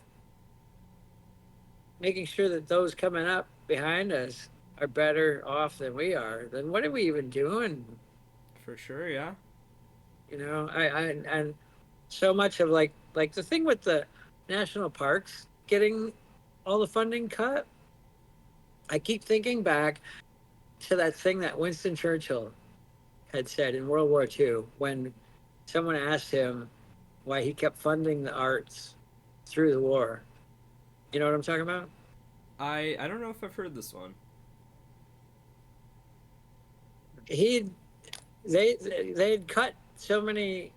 Uh, they had cut so much funding to so many different things to shore up the war effort in England, but Yeah. throughout all of it, they kept funding the arts in England. Wow. And someone came to Winston Churchill and said, why aren't you cutting like these endowments for the arts and things? You know, we're at war and like we need all the resources we can get. Why aren't you cutting the arts?" And he looked them dead in the eye and said, if we're not if we're like if we don't keep that, what are we even fighting for? Absolutely, yeah. And that's what like the national parks getting the funding cut has felt like to me. Like that's what makes this country beautiful. Like you can go to Yellowstone, or you can go, to um, the Grand Canyon, or you can go out and see the saguaro, the saguaro cactus in Arizona, or like it's it's the land and the parks and the nature and the environment of this country that makes it so beautiful. So like if you're For gonna sure. take away the things that safeguard that,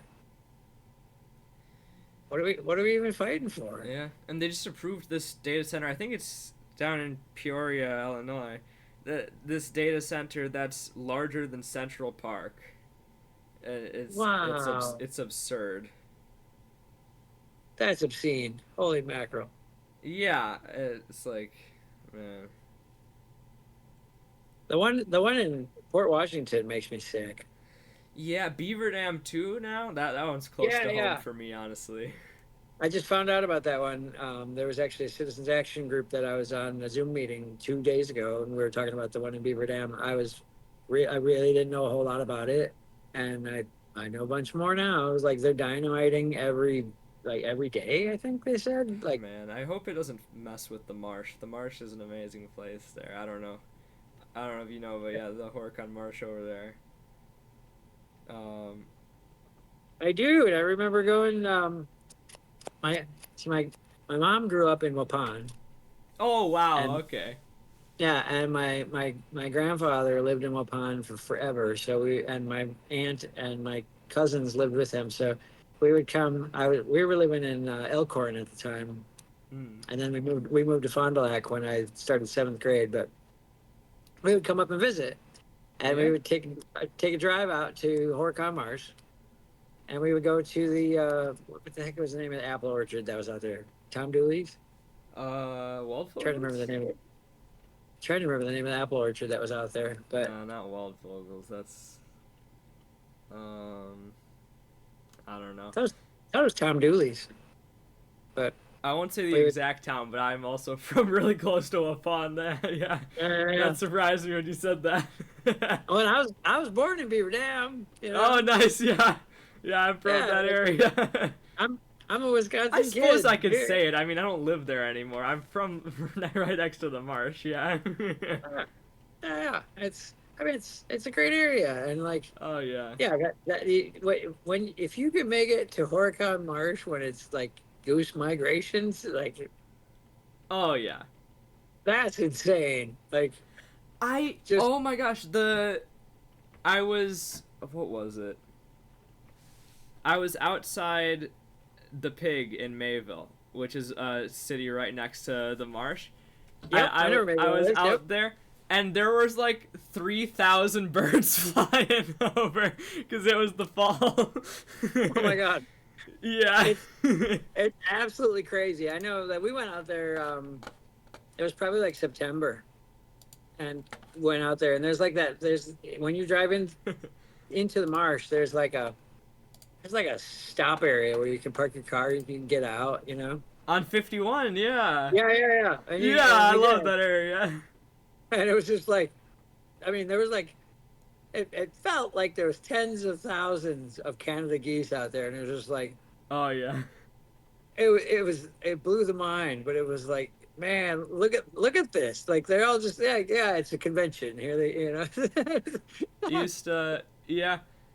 Probably my favorite part of the march is the loop over by 28. I don't know if you've been over by that side. I don't think I have. 28's between Horicon and Mayville. Um, Okay, okay. but yeah, There's a good loop there. Um, it's really funny seeing tourists like walk up to the geese. Because like you don't Okay. want to walk up to the geese. Yeah. You let the geese family go by with the where And, there's babies around, especially. oh, for real. Yeah. Yeah, it's yeah, you don't want to mess with Mama Goose. Mm-mm. No. Yeah. Oh yeah, there's Ledge Park out there too. Oh yeah, yeah, yeah. Yeah. Yeah, it's like these are all the things that make Wisconsin beautiful. These are all the things that make the United States beautiful. And Absolutely. if we're not going to safeguard those things, like what are we even doing? Like what you everybody's got kids. What are you leaving behind for them? Like this whole Yeah. idea and something on the same lines of it is something that I've been trying to get through to conservatives. I'm really trying. And Yeah. like here's the whole thing of like they want to own the libs and they want to inflict as much pain on the left as they possibly can. It's just yeah. That that's the most un-American thing I've ever heard in my life Some because people are just like too far gone. That's unfortunate. some are and it is unfortunate, but like if you break it down and tell them like people on the left, they might not agree with you with your politics, but we're still American citizens. So Absolutely, yeah. We gotta respect like each other again. It's too divisive. well, and the idea of like wishing harm on the other side's still your side, dummy. Yeah, we're all It's like, Wisconsinites. We're all Americans. Like, yeah, like it's like we're gonna own the libs. Like we're the same, yeah, man. Like damn it. Like, what are you even doing? these Like are like you're talking about owning the libs. Like, but these are like our family members. Like yeah, it's you like think about owning the libs at the Thanksgiving table. Come on, man. for real. Yeah, yeah, yeah. That's a real swing state thing, but yeah. Yeah, for real. And it's like, the hypocrisy of like, oh, we really got one up on the left this time. Woo, yeah, America. I'm like, are you even listening to the things that are coming out of your mouth? It's like a whole nother world. Like, I don't know. You ever just go to a house and there's just Fox News on in every room, and it's like, it's just it's wild because it's Yeah, like all they hear 24/7, and then like, yeah, yeah. I've shown up at places, like years before I decided to run for politics. I've shown up at places. I've been a left leaning person for probably the majority of my life, and now I'm just like I'm a full blown leftist, But yeah, like I have a, I'm not an anarchist, and I'm not a Marxist. I think that democracy is very viable, and it's something that we need to fight for. Like the minute you take it for granted, we end up in a spot like we're in right now. yeah, But I've walked into places where like Fox News is on. I'm like, hey, everybody, it's time for me to go. It's like yeah. immediate, like get me out of here. This is Oh not gonna go man, well. the commercials are so weird on Fox News. Like the, it's oh that's man. that's the truth. They are, yeah. Oh my God, yeah. And it's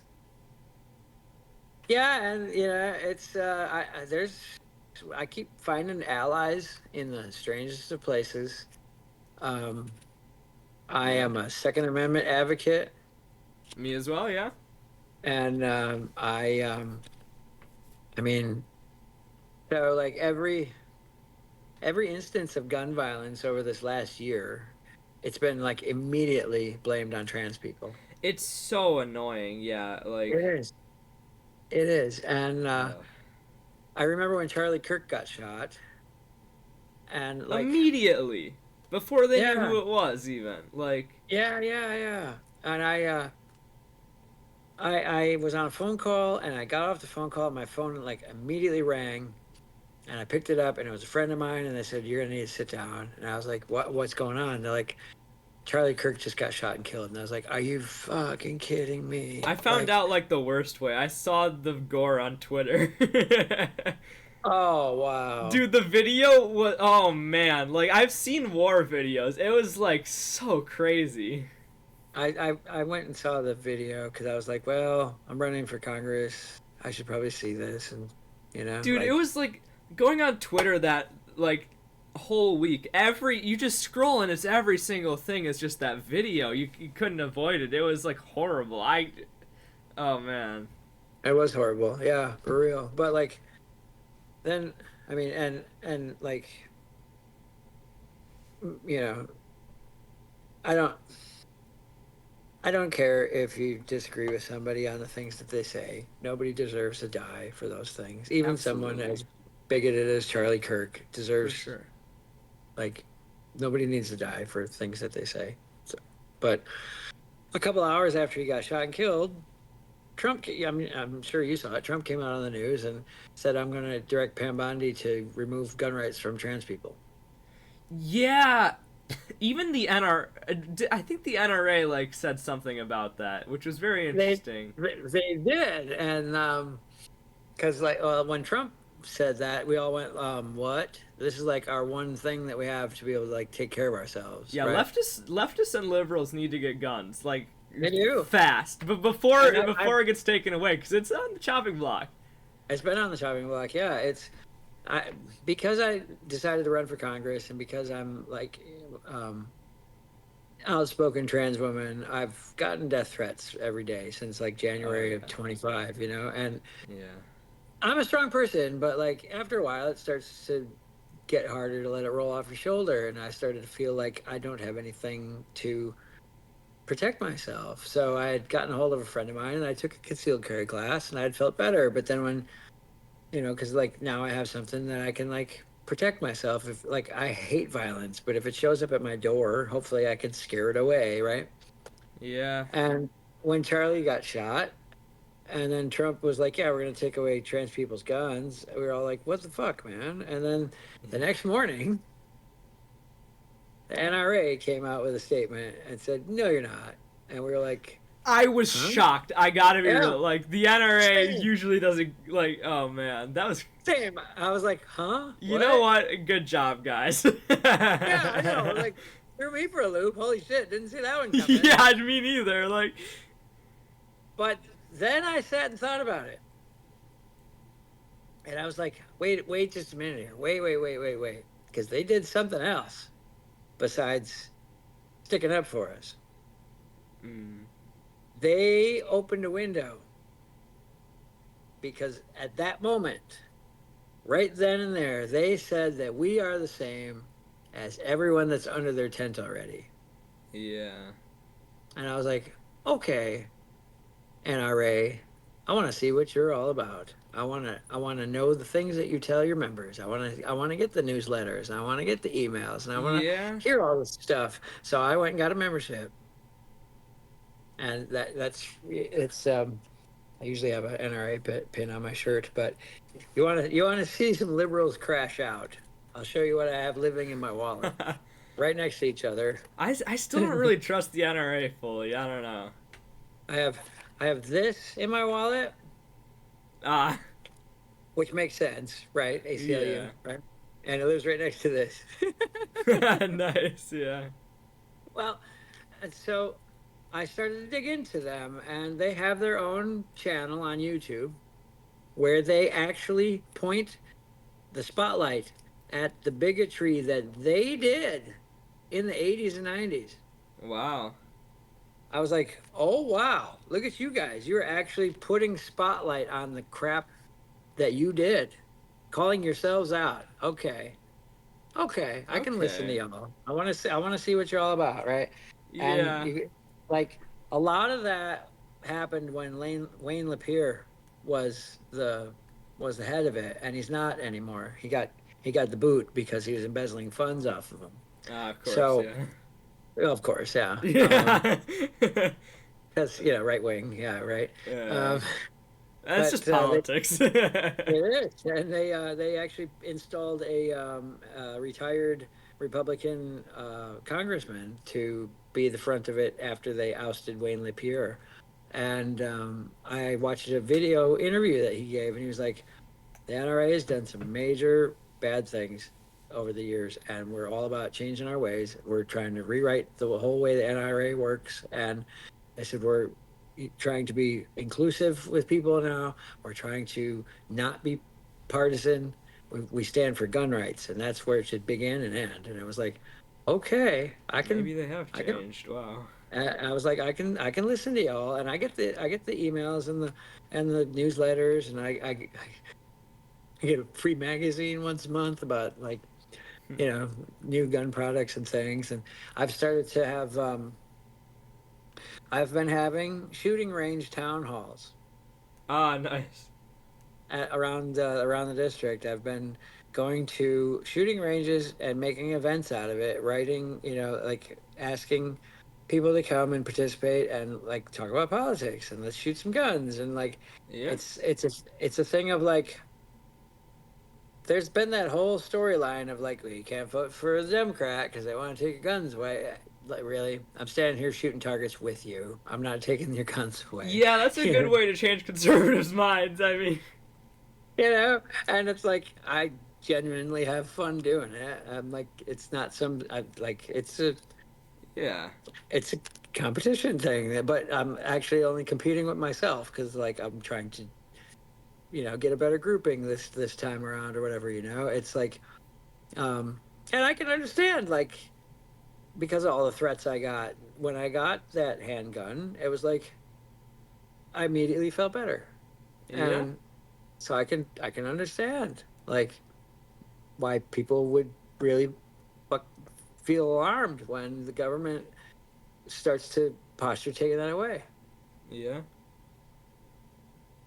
So it's someone on Threads had asked. This was a couple months ago.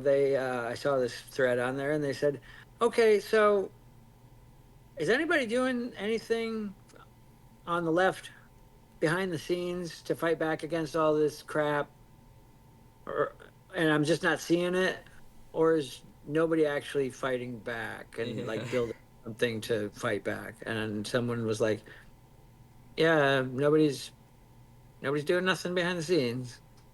And then they were just like, if he decides to put like troops on the ground here, who do we call on to fight against that? Yeah. And it really made me think for a minute there, and I was like, okay, hypothetical stuff, right?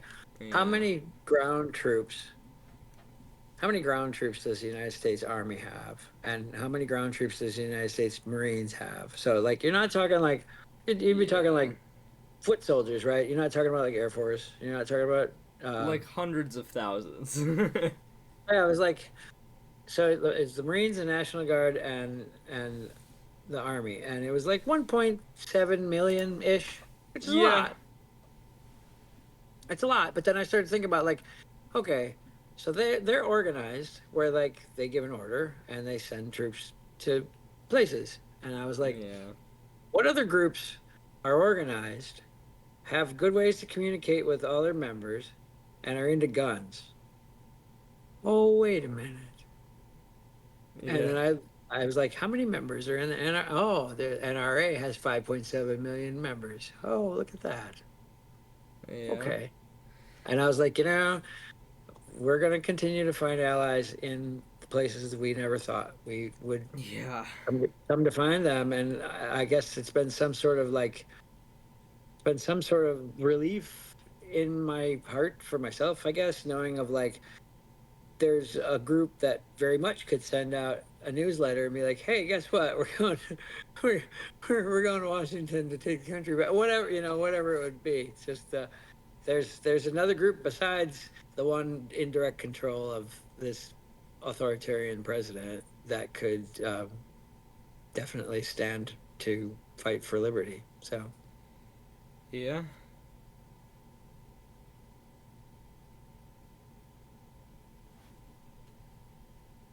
strange times.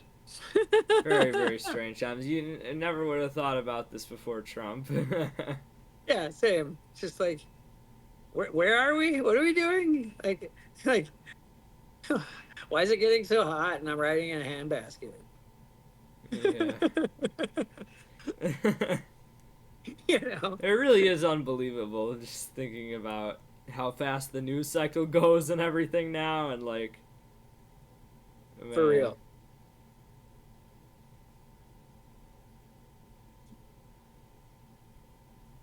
At least, I mean, at least Pam Bondi's out. That's nice. Yeah, That feels better, I I've guess. I've heard that Mike Lee might be the replacement. Oh, really? Okay. I've been wondering who they would. I know that. Yeah. Oh, he's got Todd Blanche in there for a minute, but I was hoping that he would put someone in like Mullen that he put in to replace Christian Nome that really has no idea what they're doing, and it would just they'd be like a bumbling mess for a while. But Yeah, the one silver lining is if we do get Mike Lee in there, that is a Utah special election. And Democrats have been doing good in special elections. And Utah has been shifting left lately. They've been going through a sort of Coloradoization, I guess you could call it.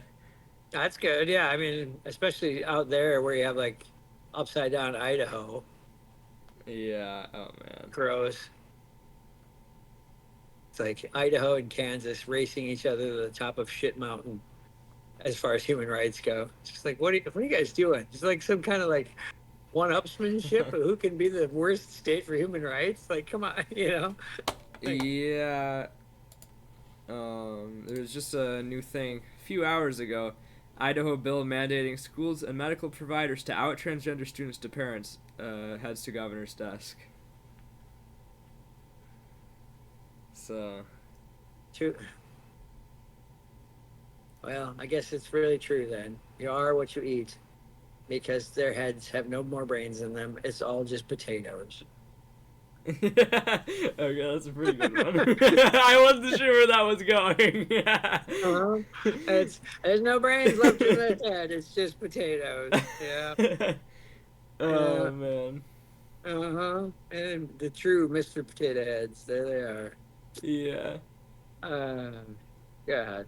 Like and like it like is one of the more infuriating parts of it for me is like they have control of every branch of government and they could choose to do some like monumental wide sweeping changes that would benefit the majority of people in this country. And what are they doing? Yeah. Ramming it into the ground and pillaging it for everything it's worth like criminals because Yeah. that's what they are. And it's like, I don't know. It's just sad because the far right, when they didn't used to have power, they used to kind of had to hide everything.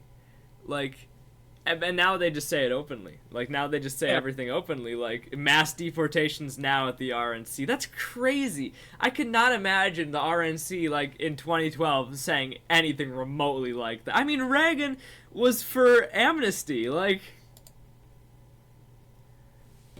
and I'm Yeah. not someone who praises Reagan, to be clear. Right, right, but right. like, even, it's just, Uh, yeah. yeah, it's. I, I mean, so much of it's Stephen Miller. You know, it is just like Yeah. there's like right wing grifters around the president, and but then like you have Stephen Miller, who's just like he's a fucking Nazi. There's Well, no yeah. like, there's like if they're gonna say the things out loud, then we should say the things out loud too. And yeah, he's a Nazi, full on. Like, Yeah. And they like don't even deny it anymore now. Like, oh man. gross. I remember when Elon did the Nazi salute, and that was like crazy news. I feel like that wouldn't even be crazy news now, and it was only a year ago. Yeah, I mean that's the other just like appalling thing is like there's shit that happened like a year ago. It feels like it was 10 years ago. Yeah, if Like that. if a Like friend that of salute. if a friend of the new president elect, like, if someone close to like Obama did that, that would have been like they would have got ousted from every part of power. Immediately. Yeah, yeah. Immediately, without question, everyone Yep. would be against them on all sides. Like, Yeah, and yeah, and Elon did it, and people were just like, he's autistic. Like, what? like, like, well, he can't be a Nazi because he's autistic. Maybe he's an autistic Nazi. I don't know. it was just like, what? Potatoes. I'll fucking just keep eating potatoes. Yeah. Oh man. Like he did it twice. Like it wasn't an accident. Yeah. Well, then Steve Bannon did it like the next day or some shit too. Yeah. And then Nick Fuentes was like, "This is even a little too much for me." I'm like, "Fuck off." I've seen some of his stuff lately because like the there's a live Oh streamer my that I God. watch every day, and I'm sure you've heard of him, Vosh. Oh, Vosh, yeah, Progressive Victory. I know him, yeah. I love Vosh. He's great. He just tells shit like it is. But he did a couple videos like a week or two ago where he was like actually like he was like highlighting Nick Fuentes, and he's like, like the disgust that Nick Fuentes has now for like his own It's so supporters. funny because he It is. he gets the like text to speech super chats and he's just like, "You ever think maybe we should just be liberal?" Yeah, yeah, It's yeah. so Yeah. funny, and he's like, "Cause oh man," and like, cause he's starting to realize like what he's done, cause he's Mexican. That's not a very well known fact. Well, I mean, I feel like it kind of is. I don't know. I mean, his name, but It like, makes sense with his last name, yeah. but like, yeah. I mean, man. Yeah, he started to understand how like ignorant all those people are that buy into that. Yeah. So when you start to surround yourself with like the lowest IQ people possible, it gets old really fast. For sure, yeah. Oh man, that one. I don't know if you saw it or not. When I think it was Nick Fuentes and Sneeko and who else was it? That when they went to the nightclub and they played the Heil Hitler song. That was like the worst thing that I've ever seen. That was terrible. Yeah, I saw like Vosh had shown like That just a piece of that, that and I was like was like, the most cringe shit ever. And Sneeko used yeah, to be for such a real. good YouTuber. Yeah, yeah, yeah. It's just like, yeah, it's, Uh, yeah, like what, like, what are you doing? Yeah, for real. and these are the people in the company of the president a lot of the time. There is Yeah. a problem online, especially on Twitch. Although there's very few left wing Twitch streamers. I am one of the few. I'm not one of the bigger ones, but there is very few. Vosh is one of them, though I don't know that he doesn't really do as much Twitch stuff. He does more YouTube. Yeah, he's mostly YouTube. Yep. I mean Hassan's probably the biggest one on Twitch, no doubt. Yeah, for real. But yeah, Man. I've not really done. I've not this. I think this is my first time on Twitch. So there. yeah, Pretty sure. I've got a YouTube channel where I've done some videos and things. And actually, we did buy the campaign bought a camera. Haven't had a chance to screw with it at all.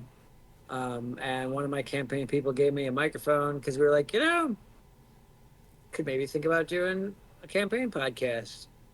Kind Yeah. of. Kind of similar to like what Gavin Newsom did, except don't bring on people like Steve Bannon and Charlie Kirk. dude, his Like, what is first wrong with you? episode, Charlie. And then, oh man, he's So so gross. like he folds under zero pressure. He had Ben Shapiro on, and like every point he was like, "Well, actually, yeah, you're right." And it's like, what are Yes. you doing, man? He Yeah, just wants totally. to win votes. Whatever the popular opinion with the people in the room, he adopts that position immediately. Yep, he's an opportunist, and he's a corporate dem and blue MAGA. Fuck He's- that. Yeah. Mhm. He Yep. he Nope. says, "Well, I'll never take APAC money." Well, and he's never taken APAC money. He's only taken money from the APAC affiliate that runs in California state politics. Damn it. Yeah. Uh, Yeah.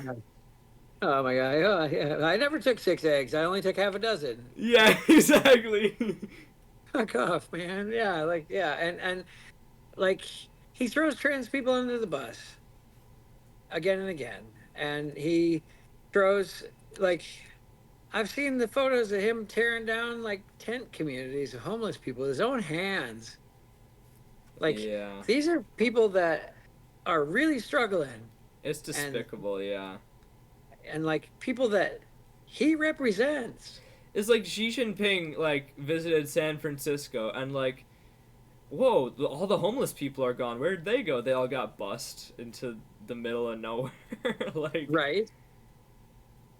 it's Yeah. horrible that we don't take care of our people at all. I mean, there's so many homeless people here in Madison.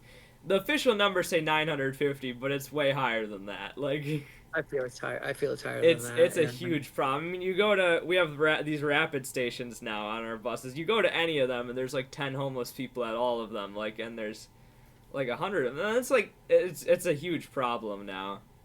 Wow. And it's like there was a park on the east side that was like the last place that they could like have their tents and stuff at, and they got kicked out of there. And it's like, where are they supposed to go? Wow. Wow. Wow. Wow. Yeah. Yeah.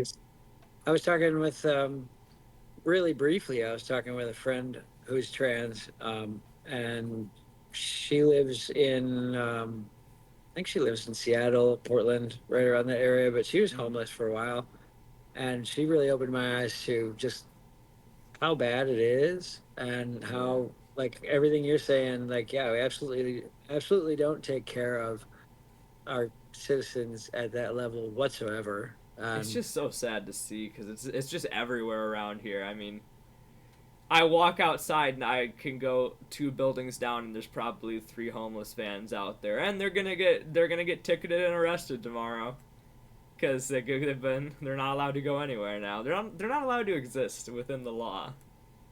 Man, and that was something that she had said. She's like, when you finally end up homeless, it's nearly impossible to climb out of that. Yeah, we don't make it easy. Yeah, But we're gonna keep building these expensive high-rise apartments for Chicagoans to move in here because that's what we want. yeah, We need to. yeah. Oh man. Yeah. I know you're preaching to the choir. It's Yeah. I started to study the whole affordable housing thing because I do support making sure that there's federal money grants and things to keep supporting affordable housing so Yeah. homeless people can have options, like here's a place where you can call your very own. It's a roof over your head and that sort of thing. And like the city of Green Bay alone, by the year 2040 is set to have 7,000 not enough units. That's insane. That's it, crazy. it Green is Green Bay's around 7,000. 100,000 people. No. Yep, yep. Yeah. So you're talking almost like 10%.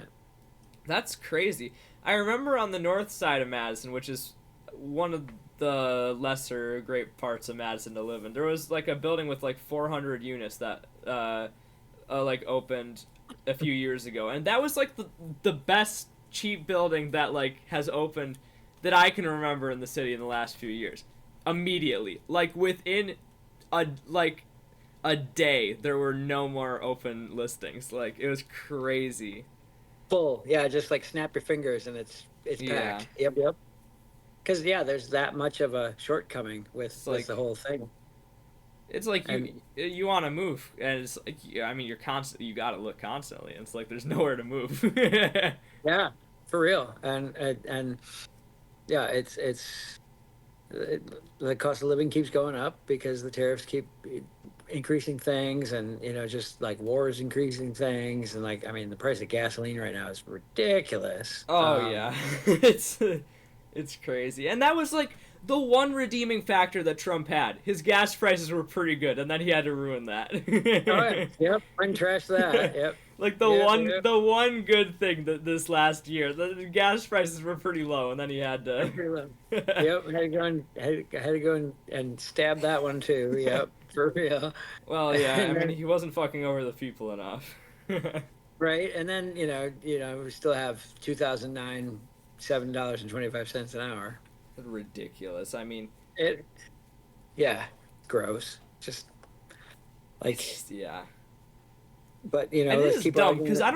I don't think there's a single job listing that's even that low. Like I don't know. Maybe just in Madison, there's definitely not, but Well, I mean, I, like a waitress job isn't even going to pay that most of the time. They that's still true. Yeah. expect you to get by on tips, That's ridiculously low. And in Madison, at a lot of restaurants, there's like a built-in gratuity, because like, which is good. but it's not super common everywhere. And it's Yeah. I mean, there are a lot of like $15 an hour job listings, but I don't even know how the hell you afford rent here. That yeah, like, that's like that's the whole thing of it. Like there's a I've told people as I've traveled around the district and things, I've said, there's a free tool that you can access online for free anytime you want to, and you can find out exactly what you have to make per hour to live in any community in the United States at any time mhm. if you want to. And it's a living wage calculator that is from MIT, and it's really accurate. There's been studies that have been done on it, and it's really accurate. If anything, it errs on the side of being low. Yeah. And the reason they said that it errs on the side of being low is because it accounts for all the regular expenses that a citizen would incur, like a car payment, fuel for that car, your rent, your heat.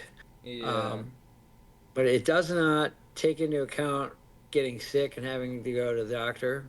Does not take Yeah. into account saving any money for a vacation or saving for like I just want to buy a new TV. Nope, can't afford it. It's Yeah. No. and So I've pointed people at that website because yeah, it's free. You can go click on all 50 states are in there. You can click on any state you want, and then it will give you the metropolitan areas, but it'll also give you like counties. So you can pick, if you live in a rural area, you can pick your spot, and it'll tell you Yeah. how much you have to make per hour to survive in that community. And last time I checked, Appleton was like $20.52 an hour. Wow. Yeah. And Green Bay was like $20.82 an hour. And that's what's the water right at your nose. I That's mean, like yeah. that's not saving any money for your kids for college. That's not saving any money for a vacation. That's Yeah. just scraping by.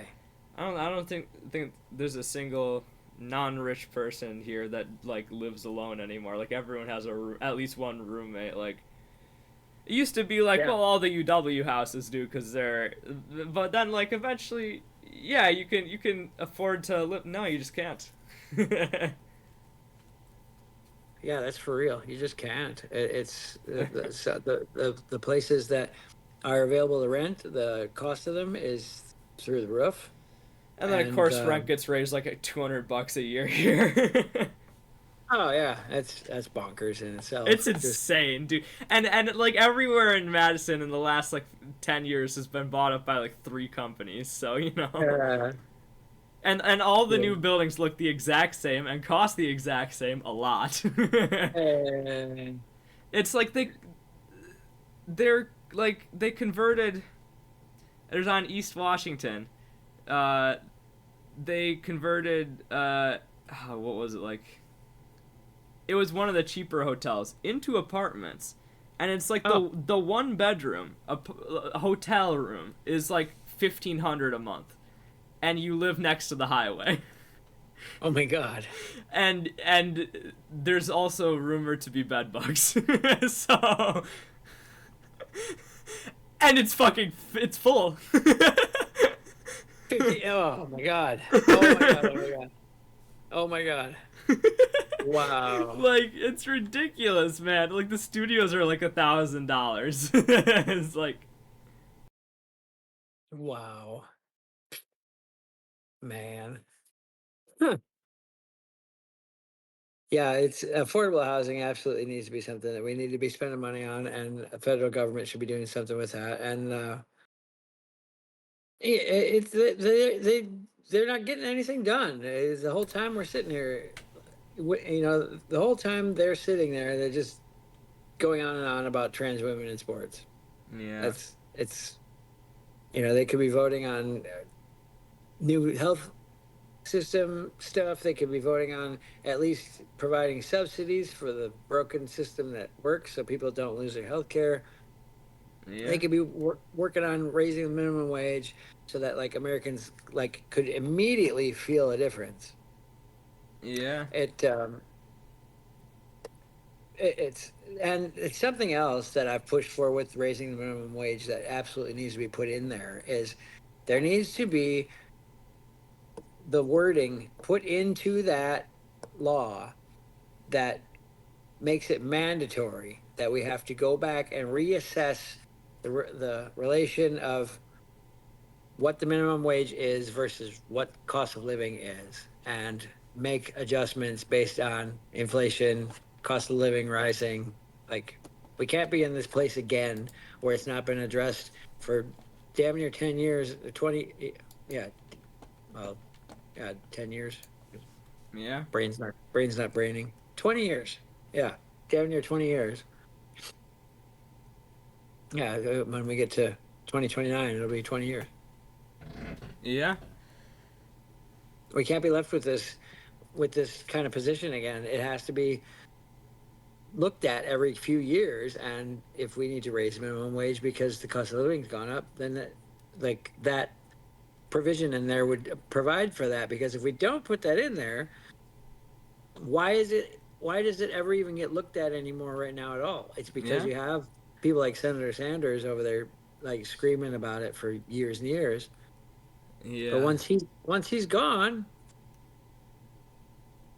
who's Yeah. gonna point it out? You know? I mean, I wasn't even sure if he was gonna run in 2024 for Senate again because he waited like a week until the filing deadline to decide. Like, I think this is his last term. Like, I think so too. And he talked about retiring. I'd seen him come out and say that he was going to retire, but then when Trump got yeah, reelected, he's like, "I'm not leaving y'all with this." I'm like, "Okay, yeah, thank God," because like somebody said, do something, and it was like, "Okay, we can yeah. always count on Bernie to do something." So, I had the honor of meeting Bernie in Baraboo a few years ago. man, come on, That was. that had to be incredible, Oh, for sure. Yeah, it was. Yeah. man. And Oh man. one of my advisors worked on his last two presidential campaigns, so Nice. I feel like I got a little bit of that magic over here. So Yeah. it's a good feeling. It's a good feeling. Yeah. Hoping I Well, get to meet him someday. I think that would be one of my goals. Shake that man's hand and tell him thank you. absolutely. Yeah. It was. Yeah. Well, I do gotta get wrapping up the show at some point here. It Cool. it was lovely having you on though. You're always welcome on my stream. It was great being on here with you. Yeah, yeah. This is fantastic. And I loved our conversation. And Same, yeah. we got to have some good laughs and things and Yeah. make fun of some Republican potato heads. That's good. Yep. Um. Well, it's been a pleasure having you. Thank you, Emma. For sure. Um. See you later, folks. I'll be back on Tuesday for my regular scheduled stream. Oh yeah, Um. and if they're going to, if they want to find out more about my campaign, they can go to deVilleforcongress.com, Yeah. and there's a donation spot on there if they want to help push the campaign along. I also have Act Blue. There's there's places out there to find me. So I have a calendar page on my website that is linked directly to my own personal Google Calendar. So if you want to know where I'm going to be and you want to and come and say hi, you want to come and hear the things that I'm running on, you want to come and ask me questions, that's the best way to find me. Yeah. I pinned your website in chat. Awesome. Thank Um. you. Yeah, for sure. But yeah. Alrighty, folks. Yeah, developercongress.com. I'll be back on Tuesday here on Twitch. Stay safe, folks. Drink water, all the normal stuff.